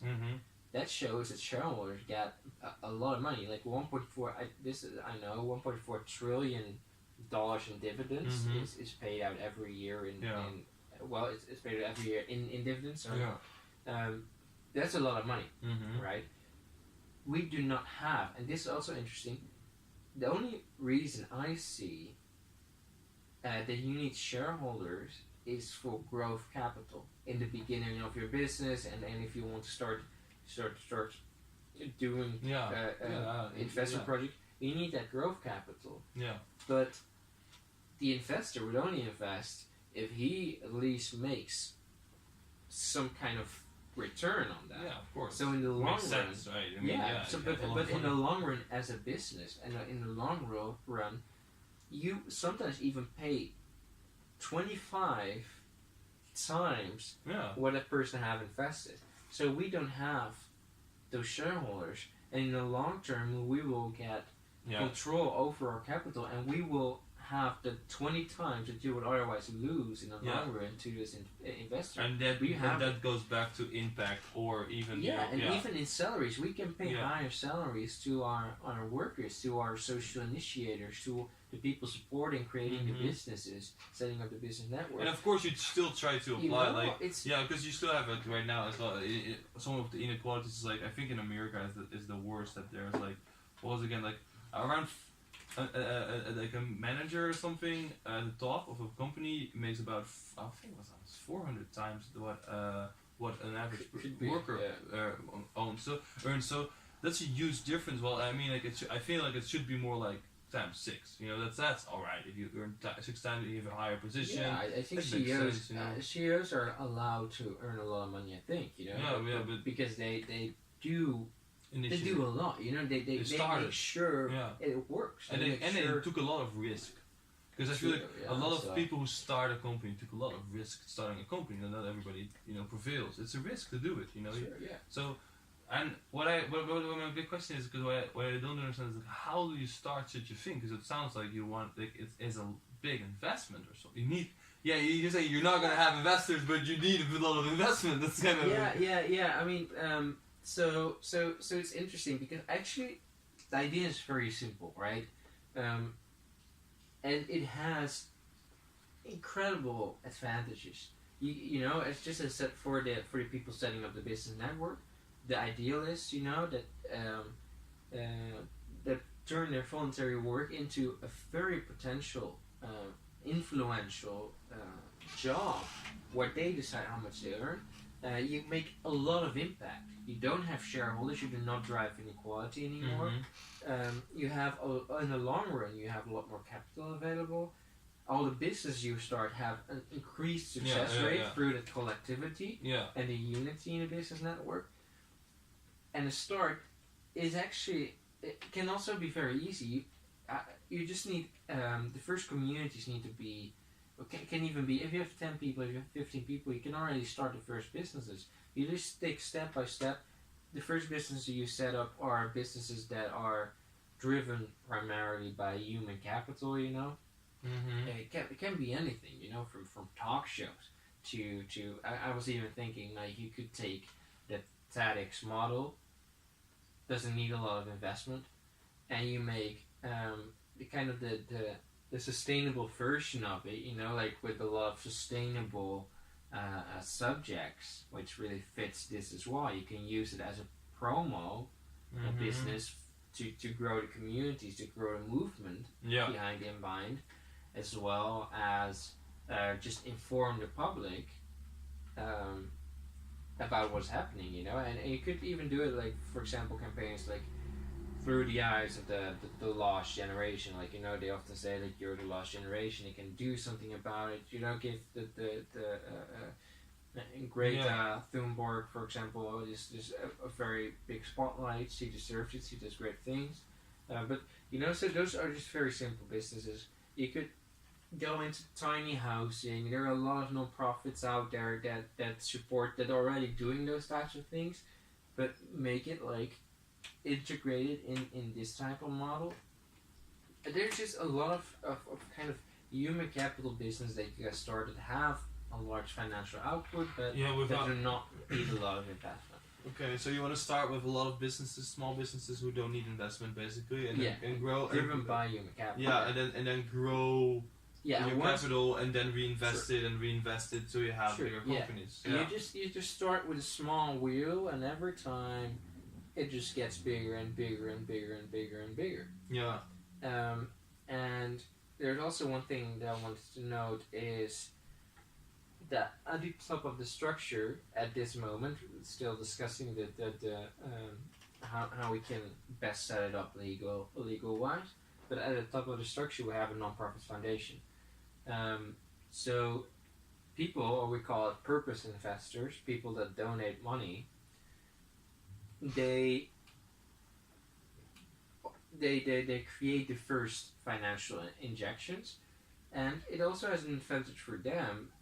If you donate to a non-profit, you will have to keep donating, because if you stop, your impact is gone, because the non-profit does not have a model that kind of allows them, also legal-wise often, to transform those donations into self-sustaining. There are, of course, self-sustaining non-profits, but they don't have that growth power that we discussed already. Yeah. So donors of those non-profits, their money is just like it cannot have exponential impact.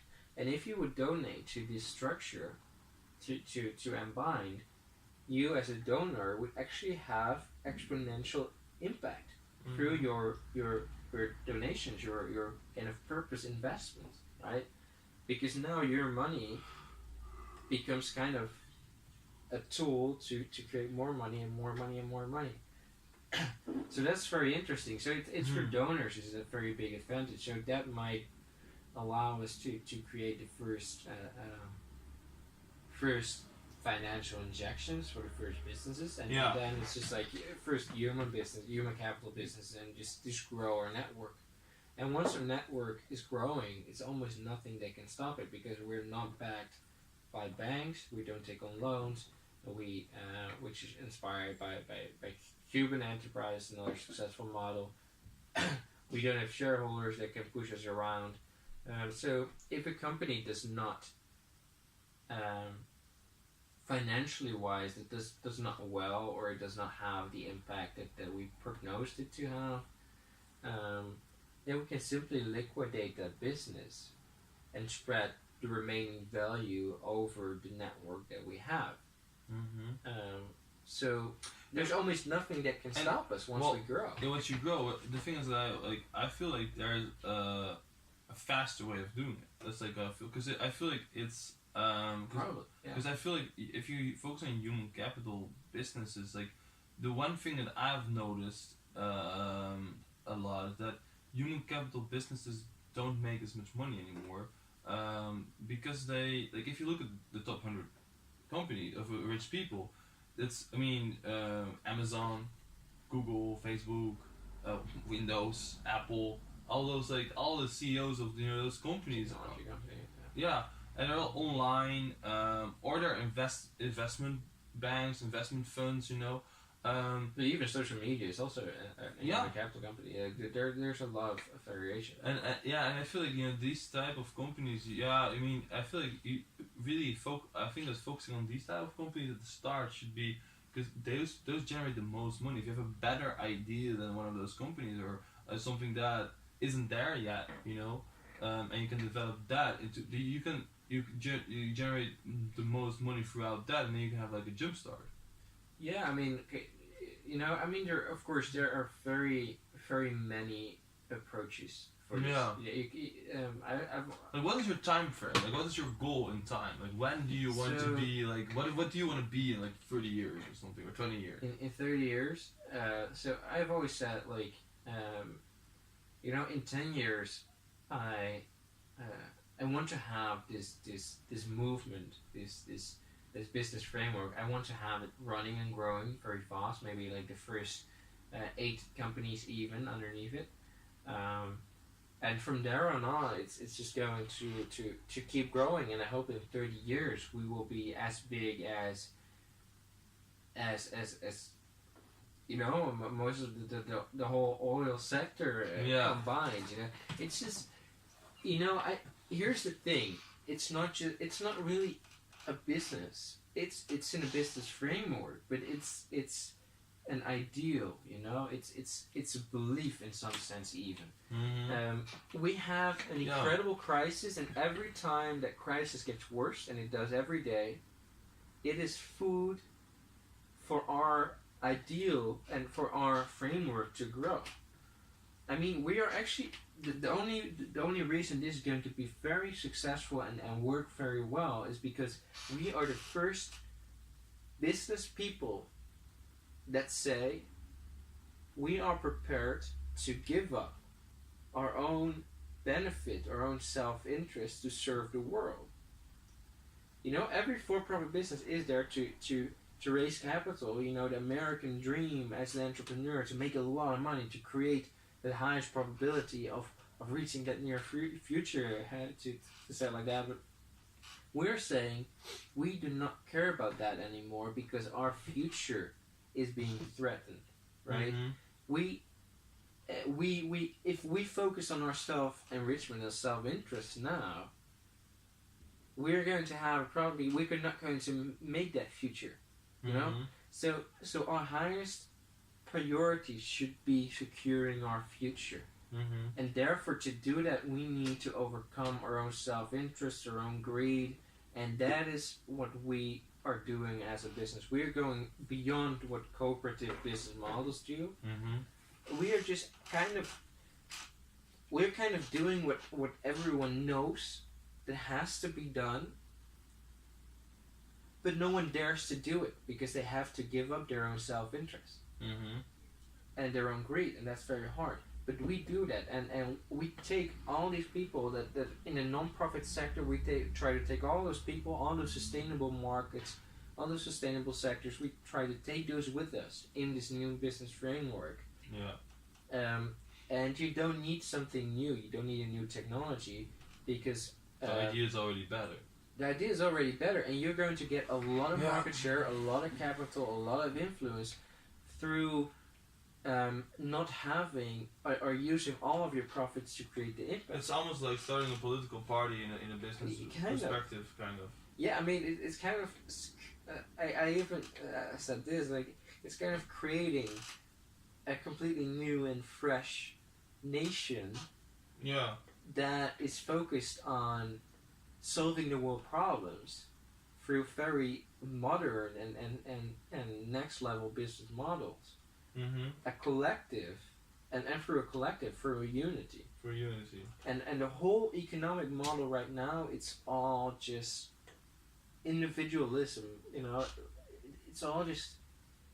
There's no collectivity, and the only collectivity that is coming up in the business sector is these corporations. You know, like you know, there's region corporations, but we go even beyond that. Yeah. Because if we want to solve the problems that we're facing, and we need to, because our future is really being threatened right now, like an incredible threat. The only way to tackle that is to go beyond, far beyond what we're doing right now, and take a leap into something completely new, a whole new system, and that's what we try to offer in our Unbound framework. And in the end, it's just like uniting people with ideals, uniting people that realize the threats that we're facing, the challenge that we're facing, and creating something beautiful together without enriching a few people at the top, but spreading all the It's not profits. that difficult, I'd say. No, it's like, it's it not makes that sense. difficult. In a way, like, it's also new way of voting, that's so to say. Because it's like, as a person, instead of voting for someone in a party or whatever, you buy a certain product from a you can now boycott for-profit businesses by buying our products. Yeah, and by doing that, you know, those companies are going to have less power on your political parties, and by doing that, your vote is going to count more. And also, we like, I always say this, like, our framework is kind of using the system, the capitalistic system, against itself. Yeah, of course. I mean, you pointed out the three biggest flaws, and you're capitalizing on them. True. Yeah. Exactly. And we're going to capitalize even faster than the other companies right now, because they were still kind of driven by greed. So they have the 1.4 trillion that is being paid in dividends every year. And in the long term, when you pay shareholders, that capital is out of the company, but we assemble all that money to grow our company, right? Mm-hmm. And also we win a lot of market share by doing it, by giving up our own self-interest, which is also a win. Yeah, if you, especially like if you, I do believe that it's like if you're willing to give up your self-interest. I mean, in a way, that's kind of what the Russians did in every war they fought with Napoleon or with Hitler as well. Is that the Russian government said like you guys just leave your stuff and move away. This is giving your self-interest up for the betterment of the country, and that caused all the Nazis when they moved into Russia to die of hunger because there was nothing left.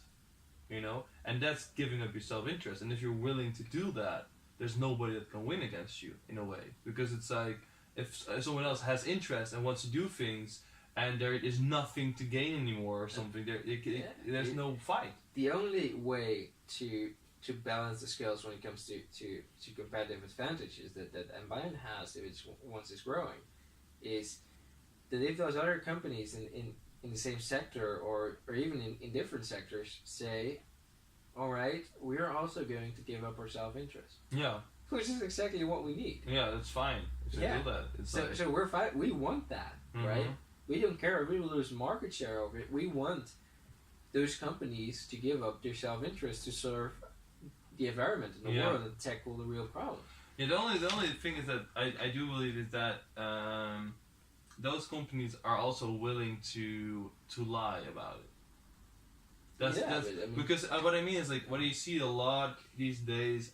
For instance, what I just really greenwashing and stuff. Yeah, and also like for instance, just even like just products in general. Whenever they say like a new package, and I'm like a new package, and then I check what is new, and the difference is that there's like 10 grams less in it. Yeah. That's a new package, and I'm like, that's not a new package. You're just branding it, but there's nothing new about it. Or for instance, like the oven-baked paprika chips from Lay's at some point, it went from new package, and it went from 70% less fat to 50% less fat. And I was like, wait, is it 50% less fat than the previous one? So that means that there is like a 35% extra less fat, or is it like 50% less fat? So that means that there's 20% more fat. But that's not what you put on it. You compare it to the other chips, and you just market it in this way. And I'm like, hey, but I was fine with the other one. And this is like what companies like to do. They like to bring bad news in a good way, or even. Yeah, I mean, deception is also perception, as they say. But here's the thing, this example of what Ambien does, it's very extreme, of course. You can't just take as an oil company, you can't just take away shareholders. You can't even fake shareholders not being there. But that's pretty much what I mean is like, how do I, as an outside person, as a citizen, in this deceiving world, believe you? Because that's the simple thing. Once the movement grows, everything we do benefits society and the environment. Everything, and we will make sure that everyone can see that. Okay. An open system or something. It's just like I mean yesterday I actually talked about a person which I'm also kind of generating these models with. Is I said what I actually want to do is the sympathizers, the supporters of Ambien. I want them.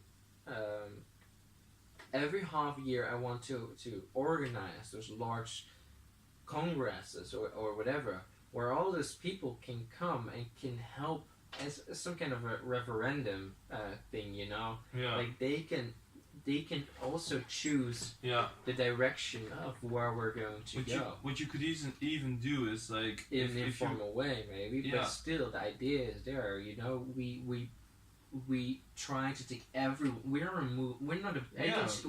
business, but I don't see it as a business. We're a movement to and what really would be beneficial if you could manage it is that if you could have a blockchain based technology or website or whatever system that you put every time money is earned and every time money goes out, that you can see in this open blockchain so that anybody can enter in the world because they can't change it, but they can see it. If you could be able to have that system completely open to anybody, that anybody could just check, what did they buy? Oh, it's sustainable. What did they do? What did they invest in? Oh, that company is sustainable. You know, if you have this open system that any journalist or whatever could, you know, check every time, have that. That would be great indeed. That's the beauty about doing the right thing. Mm-hmm. It's that in the end, everyone wants it, you know. Yeah, but the only thing that's keeping us from doing the right thing is greed. We don't have greed, so we can do the right thing, and that is going to make us incredibly successful. Yeah, and we have nothing to hide. There is this Indonesian economic that has a quote, and it's like, greed is always a little bit more than enough. And it's actually an economist that at the same time as another economist who is the one that capitalism is based on.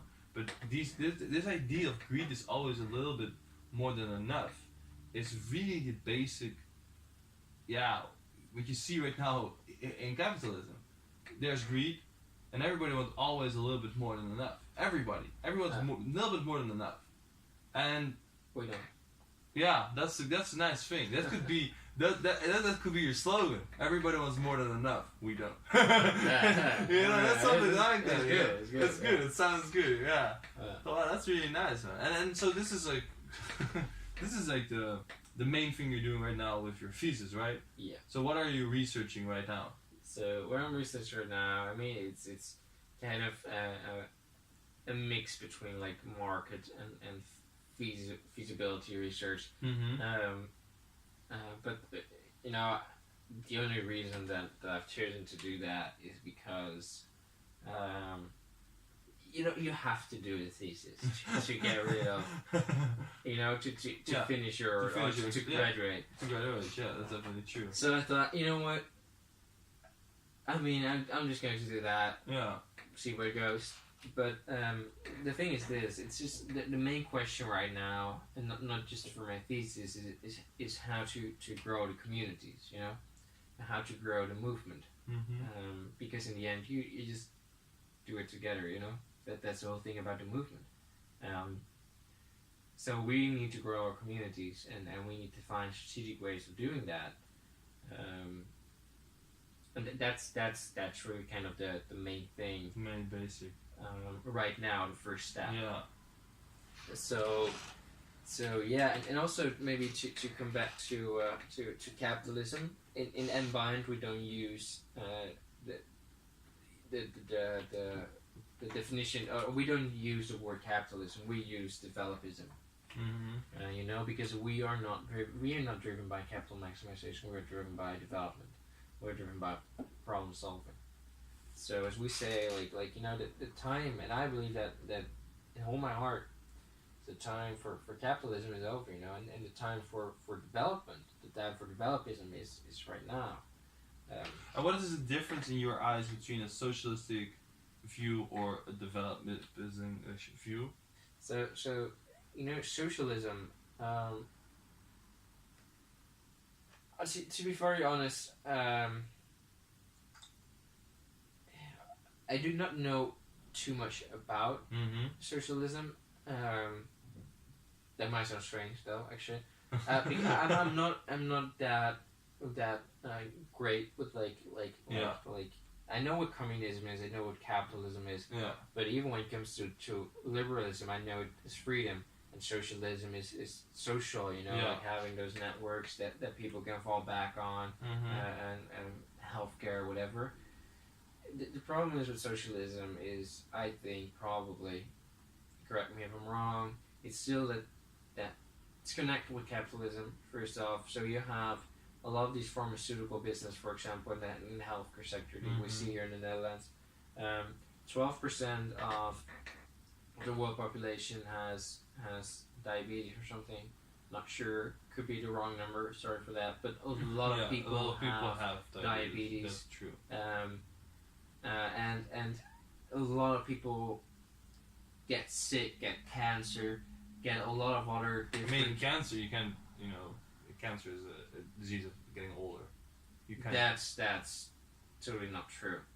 the reason we're getting cancer statistics are higher than ever. You know, like around in some countries even 50% of people get cancer, and it's lifestyle. It's living in big cities with a lot of pollution. Well, it's eating a lot of junk food. You get cancer more early. Yeah, I mean, because there's what I mean is like, so anybody who, if you live long enough, gets cancer at a certain point, because it is the disease. Cancer is caused by your body basically getting a certain biological age. And indeed, by not taking care of your body and eating unhealthy, living in a bad environment, or whatever, your body ages faster, basically. So yeah, you but get I cancer disagree on that. I just well, it is the science of it. but I've read the science. I mean, yeah. it's okay. It's like around 5 to 10% of cancer in patients is genetically, you know. But the human body is kind of made to, it's hard to say it, or to translate it to English, like, but the thing is, cancer is you don't have to die of cancer when you grow old. You know, if you look at, for example, the indigenous people that we work with, they grow very, very old without even becoming sick. You know, it's just like, if it's genetically, it's just a very complex subject. I mean, I get what you mean. Like, what I just mean is related to age. What I mean is like, is that I'm not saying like only if it's genetically, but right now, in the world, people do get cancer, at a younger age than they should do if they took care of themselves. A lot more. Like, a lot more. But that also has to do. You have to imagine that, like, if you look back 50 years or even 60 years, you know, people died of other diseases way younger. Yeah. Yeah, but so the circumstances were also quite terrible. Right? Yeah, but what I mean, you have to go even further back. Yeah, but what I mean is that it's like, if people die younger of other diseases, there are less people getting cancer, because cancer is an age disease. So if people don't get to 70 or 60 because they die earlier or younger, those people can't get cancer because they're already dead. You know, there's research done that kind of every human being should be able, and normal, healthy human being should be able to reach the age of 100. I'm not disagreeing with that. But the thing is this, that the incredible pollution in the air, the incredible pollution in our food, the chemicals that we're using everywhere, our lifestyles, we're sitting a lot, smoking a lot, all of these things, they have caused that the human, many countries, in Western countries, they have 50% gets cancer. That's not age doesn't come in as a factor, I believe. It's what I mean with age is that you know, if you look at, like, if everybody like would live completely healthy till they're 100, and maybe then they could get exactly. Cancer. That's what I mean. So that's what I mean with that is, like, so it's unavoidable to get cancer at a certain point because you can't live forever, and cancer you will get it at a certain point. But it means that yes, we can get it way later in life when we're 110. You know, you can live perfectly healthy till you're 110 and then get cancer. But you will get cancer at a certain point. That's just my whole point. It's like, that's just your body giving up. But if you take care very badly of your body by eating really bad things, by living in a bad environment caused by all these things what you're talking about, you'll get cancer when you're 50. You know, and that is indeed what you're saying is, I think, terrible. That's it's not necessary. I still don't know if, I mean, I have to be honest, like, I didn't know a lot about this subject and in-depth cancer analysis. I just know that the factors, you know, which are playing a role in the development of cancer. And I don't think age in our society is a very big factor. Maybe what you're saying is true. I can't the reason I know this is because I have a lot of medicine friends who I always say, like, you know, talk about, and they really, you know, it's just a biological disease of age. But indeed, it does increases by smoking, by breathing bad air and everything. So it is, you know, it does mean you can get it way later. That's really what healthy aging is about, to get that disease way later in life, and live a healthier life till that point. Because did you know that, for instance, women on average, men die earlier, but in the total lived lives, for instance, healthy, men live longer, healthier lives. Till they're like, I think like 70 or something. Well, women already, when they're 64 or something, generally get bad health. And this really, like, in my opinion, like, there are like these things when it comes to health and living health lives till a longer age.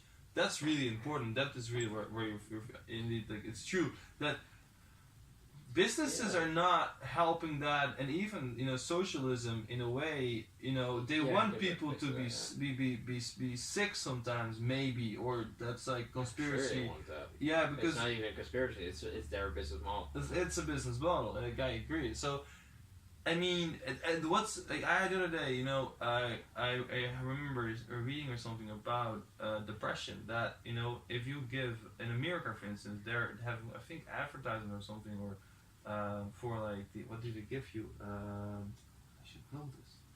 Well, antidepressants, they don't even know what's in it. Yeah. And if you give it to a person who's not depressed, they can become depressed. Yeah, but also it like there's a lot of science actually on the effects of antidepressants. Yeah.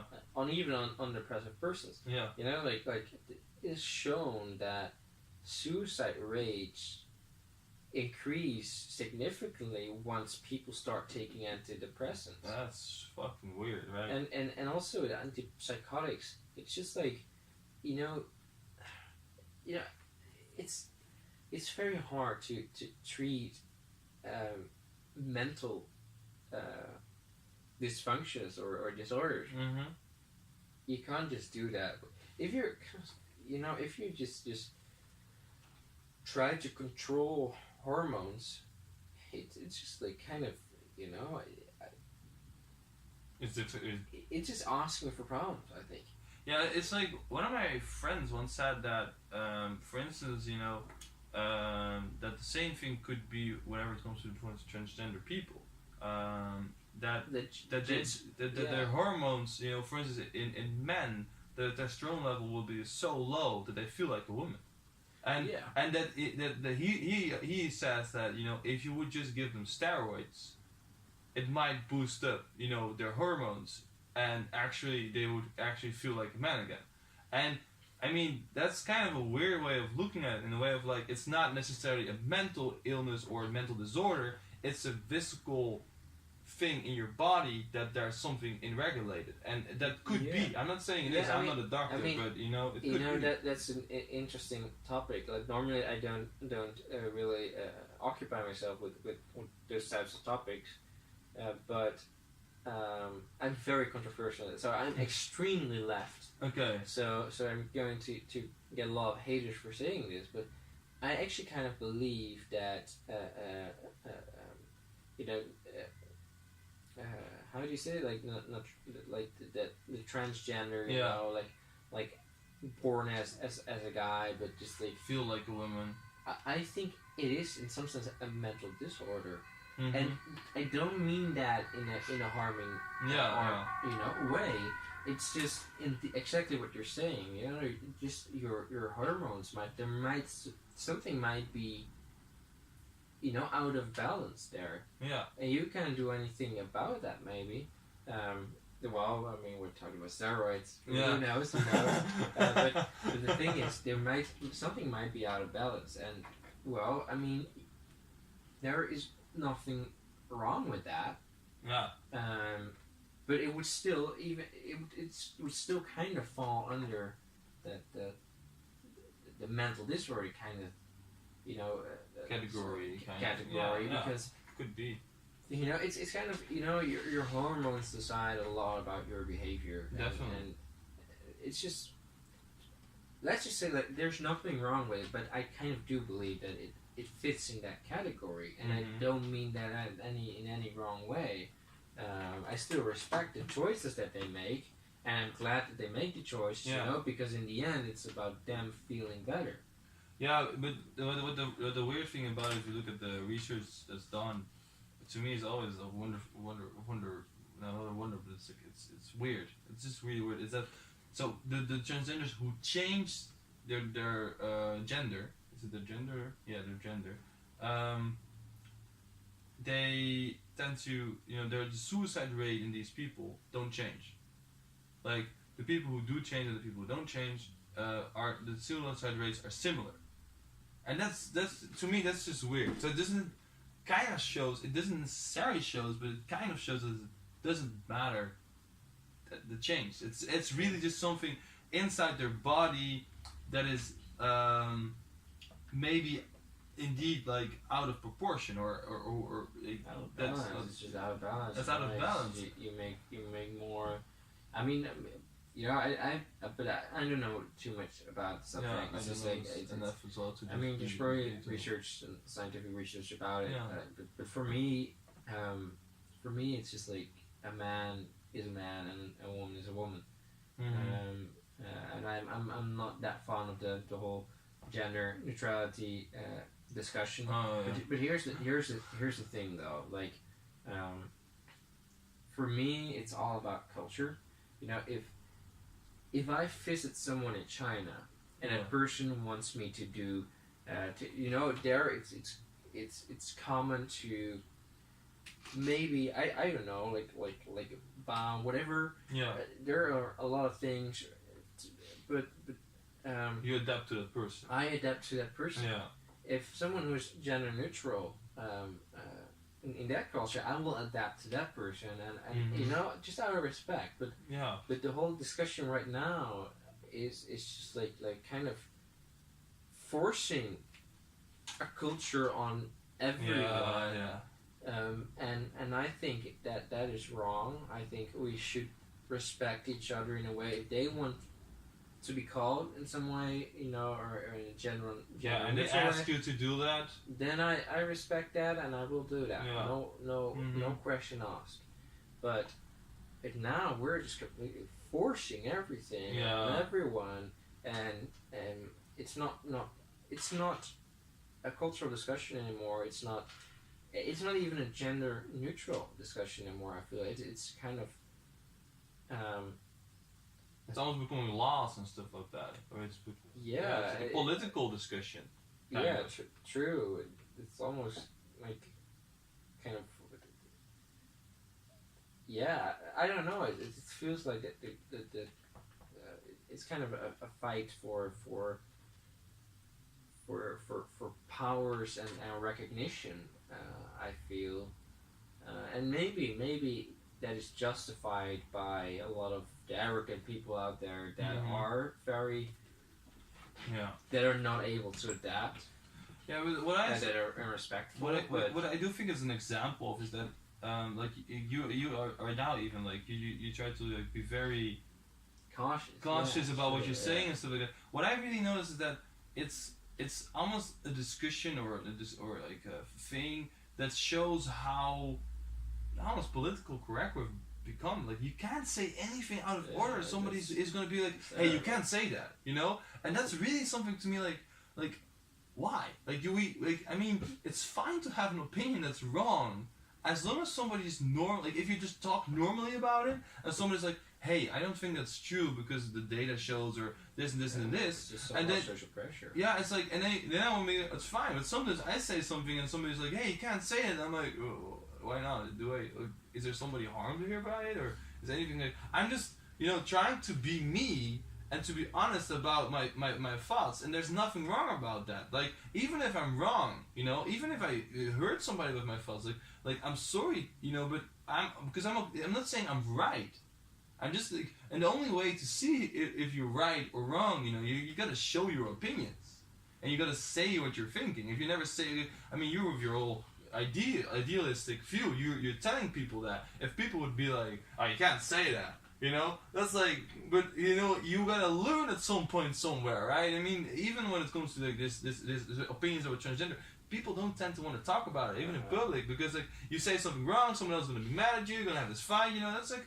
But like, can we not just communicate? Like, there's no tension around it. I don't really get it anymore. I mean, that's also a bit of a thing to create a bridge to actually the subjects that I do know a lot about is that this whole discussion about those types of topics, it's leading us, or it's kind of leading us into the wrong direction. As you know, it's distracting us from a lot of the very big problems going on. You know? That's true. And that is what I find frustrating. Is only in politics, these discussions cost millions. You know, that's crazy. Millions about, for example, black bead or gender equality. I believe gender equality is something different, probably. But we have a lot of these discussions. And it's distracting us from the fact that there are people dying, that there's a nuclear crisis going on between Pakistan and India over drought due to climate change. There's tropical rainforests have disappeared for 50%. The insect populations have decreased by 80%. The large mammals in the oceans have been depleted by 90%. There's only 10% left. The fish populations are decreasing significantly every the year. coral in the oceans. Coral is from 78% and maybe even 85% now. Bleaching is dying. Well, those are very old species. Some saying that the corals have existed for more than 1 billion years. And some corals are, I don't know how many million years old, and they're now dying on a massive scale. Those are very big problems when it comes to biodiversity, when it comes to ecosystems, and that's going to affect us. Yeah, and it's like the biggest problem is to sustain life in the long run. But we're only focused on short-term problems in politics, and it has a lot to do, in my opinion, with the fact that our political system is based on a 4-year run. So for any politician who's running, you only care about the next 4 years, because if you do well in the next 4 years, you might get another 4 years. So we only make plans for the next 4 years, because then you get chosen. If you're gonna, be like, oh, I want to change all these big problems for the next 30 years, everybody's like gonna be like, yeah, but we have these problems right now, so we want to fix those problems right now, and then we can vote for somebody else who talks about these problems, and that's just a really big problem in democracy that is based on just 4 years. I mean, you see this with one of the things you do see with China right now is that they have chosen their leader for as long as he lives. And that means he is judging himself. And but everyone else. Yeah, okay, but what I mean is that he is capable of making long-term plans. If you have to be re-voted every 4 years, you can't do it. Yeah. Plus, you're just stuck in this system of leverage and influence. So you're not. And nationalism, that's also just a very big problem for politics. It's just like, you're stuck in a system where you can actually never really do something, but try to do something, but can't do something. And that continues every year, and you want to do something, but you can't. And it's time people realize that politics is not the answer when it comes to our problems. We're all, with all those marches, with all those protests, corporates have to change, politics have to do something. Well, let me tell you, it's time to wake up. As individuals, as a collective, that politics can't do anything about it. The only way to do something about it is, for example, through models or a framework as Ambani's, which I've proposed. That's the only way to change the system, because the system has become so complex and so stuck that there's no way for politics to influence that. Yeah, if you want to, if they want to. If you want to change something, you basically need to start your own business and have your own influence in the world, and then do it in the best way possible. The best way to do that is as a collective. If all those 40,000 people out there, or some even said 65,000 people at the climate march in Amsterdam. Imagine if all those people would go as a movement and start supporting as consumers, as volunteers, as people providing advice, whatever, into that Into framework such a system, yeah. and setting up businesses, you can set up whatever you want, because in the end, everything, even beyond capital, everything is driven by people. In the beginning, it was capital, but now we have so many problems that people are kind of taking over because they realize we need to work, we need to put effort into something without getting money in return, because otherwise we're not. Our future is going to be damned, right? Yeah. So, especially all these people, you could do impossible things. You could do anything you'd want, but it's now time to kind of find a way to unite them into this framework.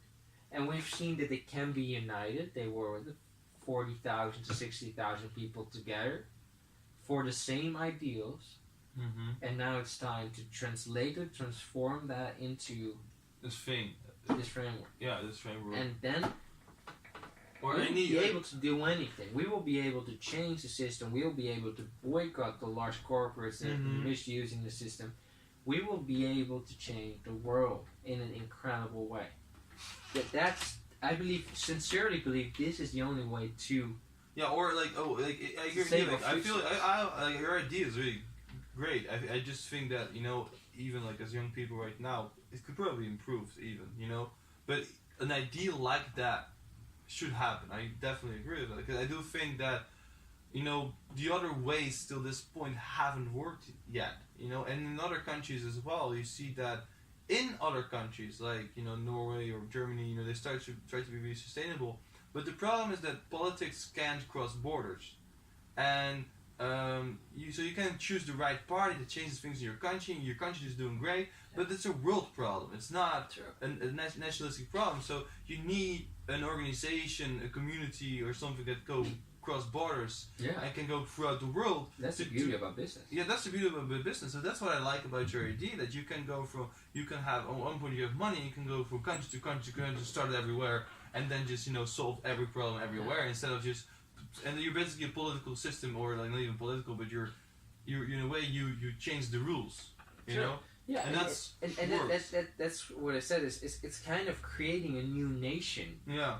That can go over borders without. They can cross borders without interfering in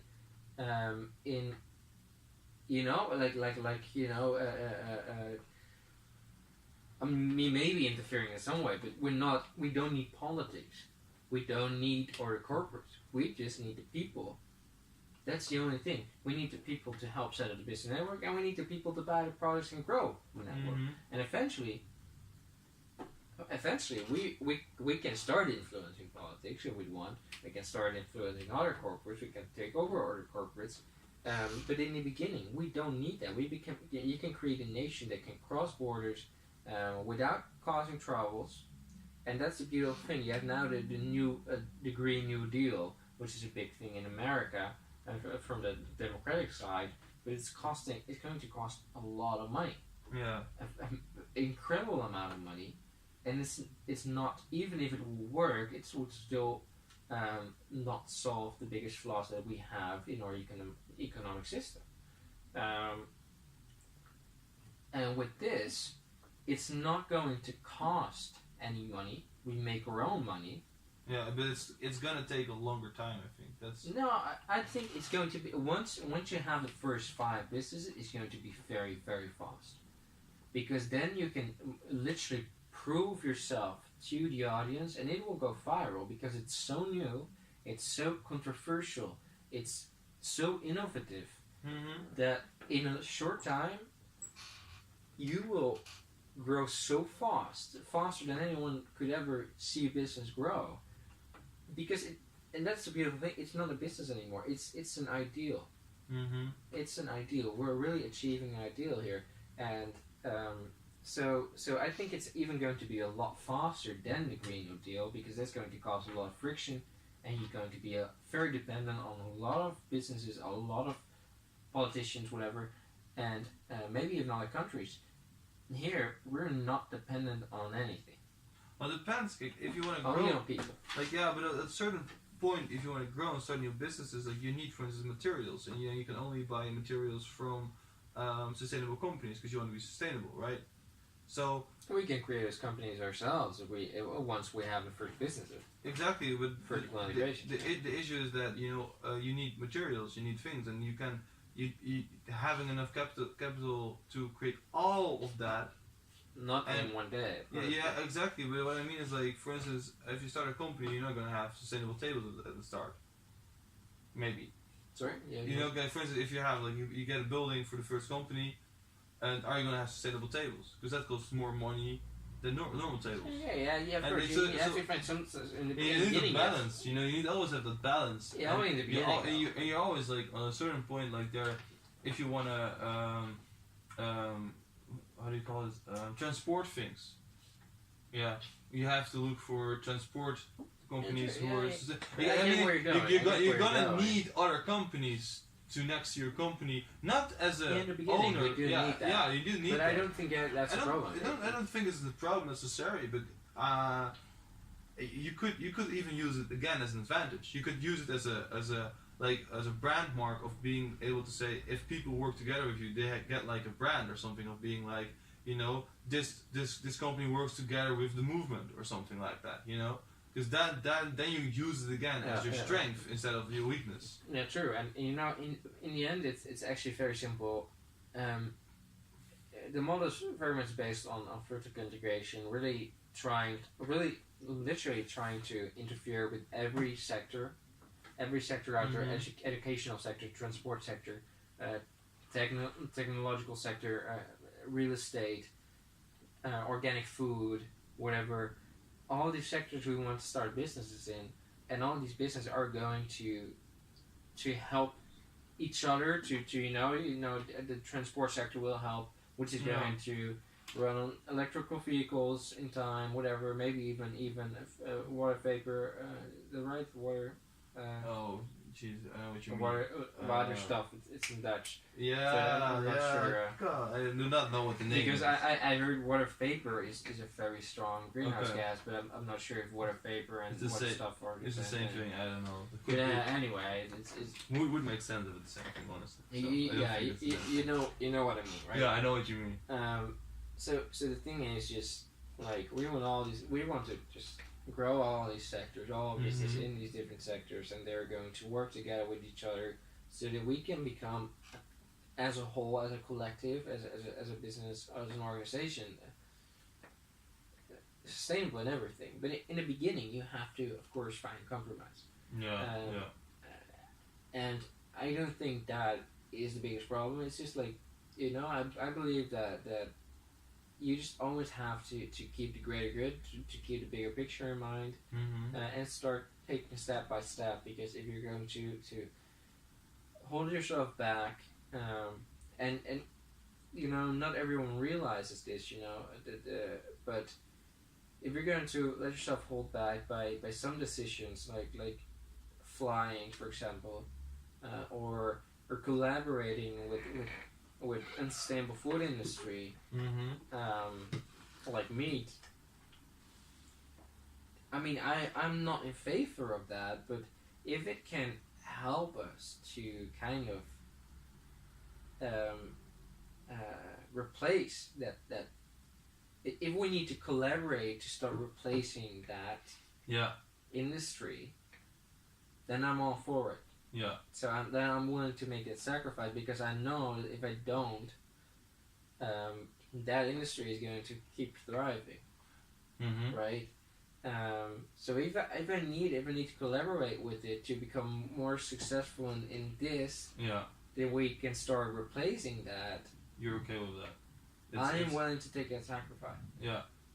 And what if because in the end, you don't. In the end, if you don't, it's going to keep polluting. Yeah. And it's going to continue polluting for a longer time, maybe, than if you would have collaborated. Yeah. No, I agree. So. And then what if you had one, because you're very, in favor of the good of the world, I would say. You know a little about it.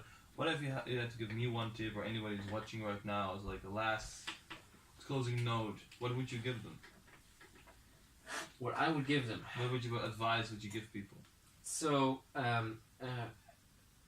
think the most important thing that that I cannot stress enough is that we realize that we are in very big trouble, right? That our future is truly being threatened every day that we stay in our current system. Yeah. And the only way to change that system is if we do it ourselves as a collective, as individuals together. Yeah.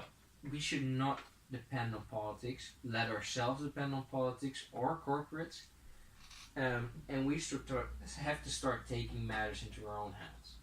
That is what I believe, and I think that's the only way to ensure a future, an equal future, a better future for everyone.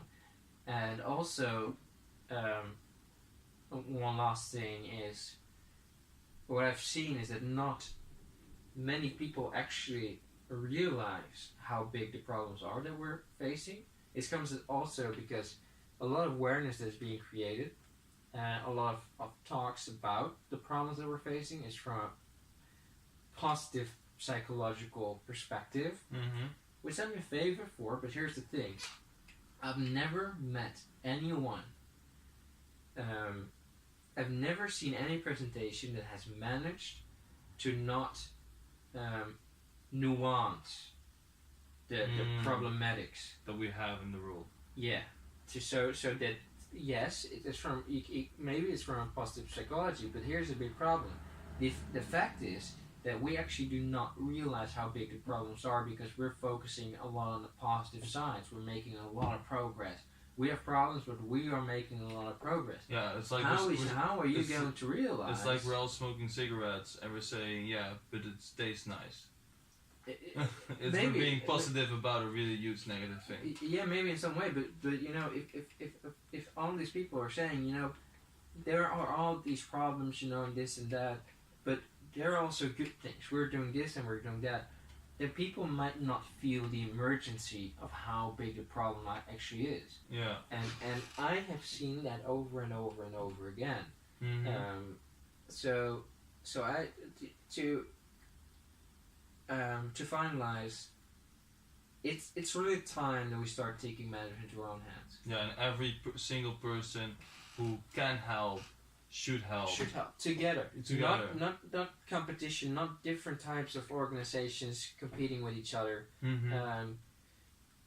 You know, we need a collective, and we need to do it fast. Yes. And we need to do it independently of politics and corporates, and I believe that we can do that. Well, so that is the final note on also the positive side. I believe that we can do that, but we need to realize the emergency. Yeah, and we need to act now. Yeah. Well, thank you, Jordy, for this really good talk. I really approve it. We've had a lot of topics. We had a lot of topics, so thank you guys for watching.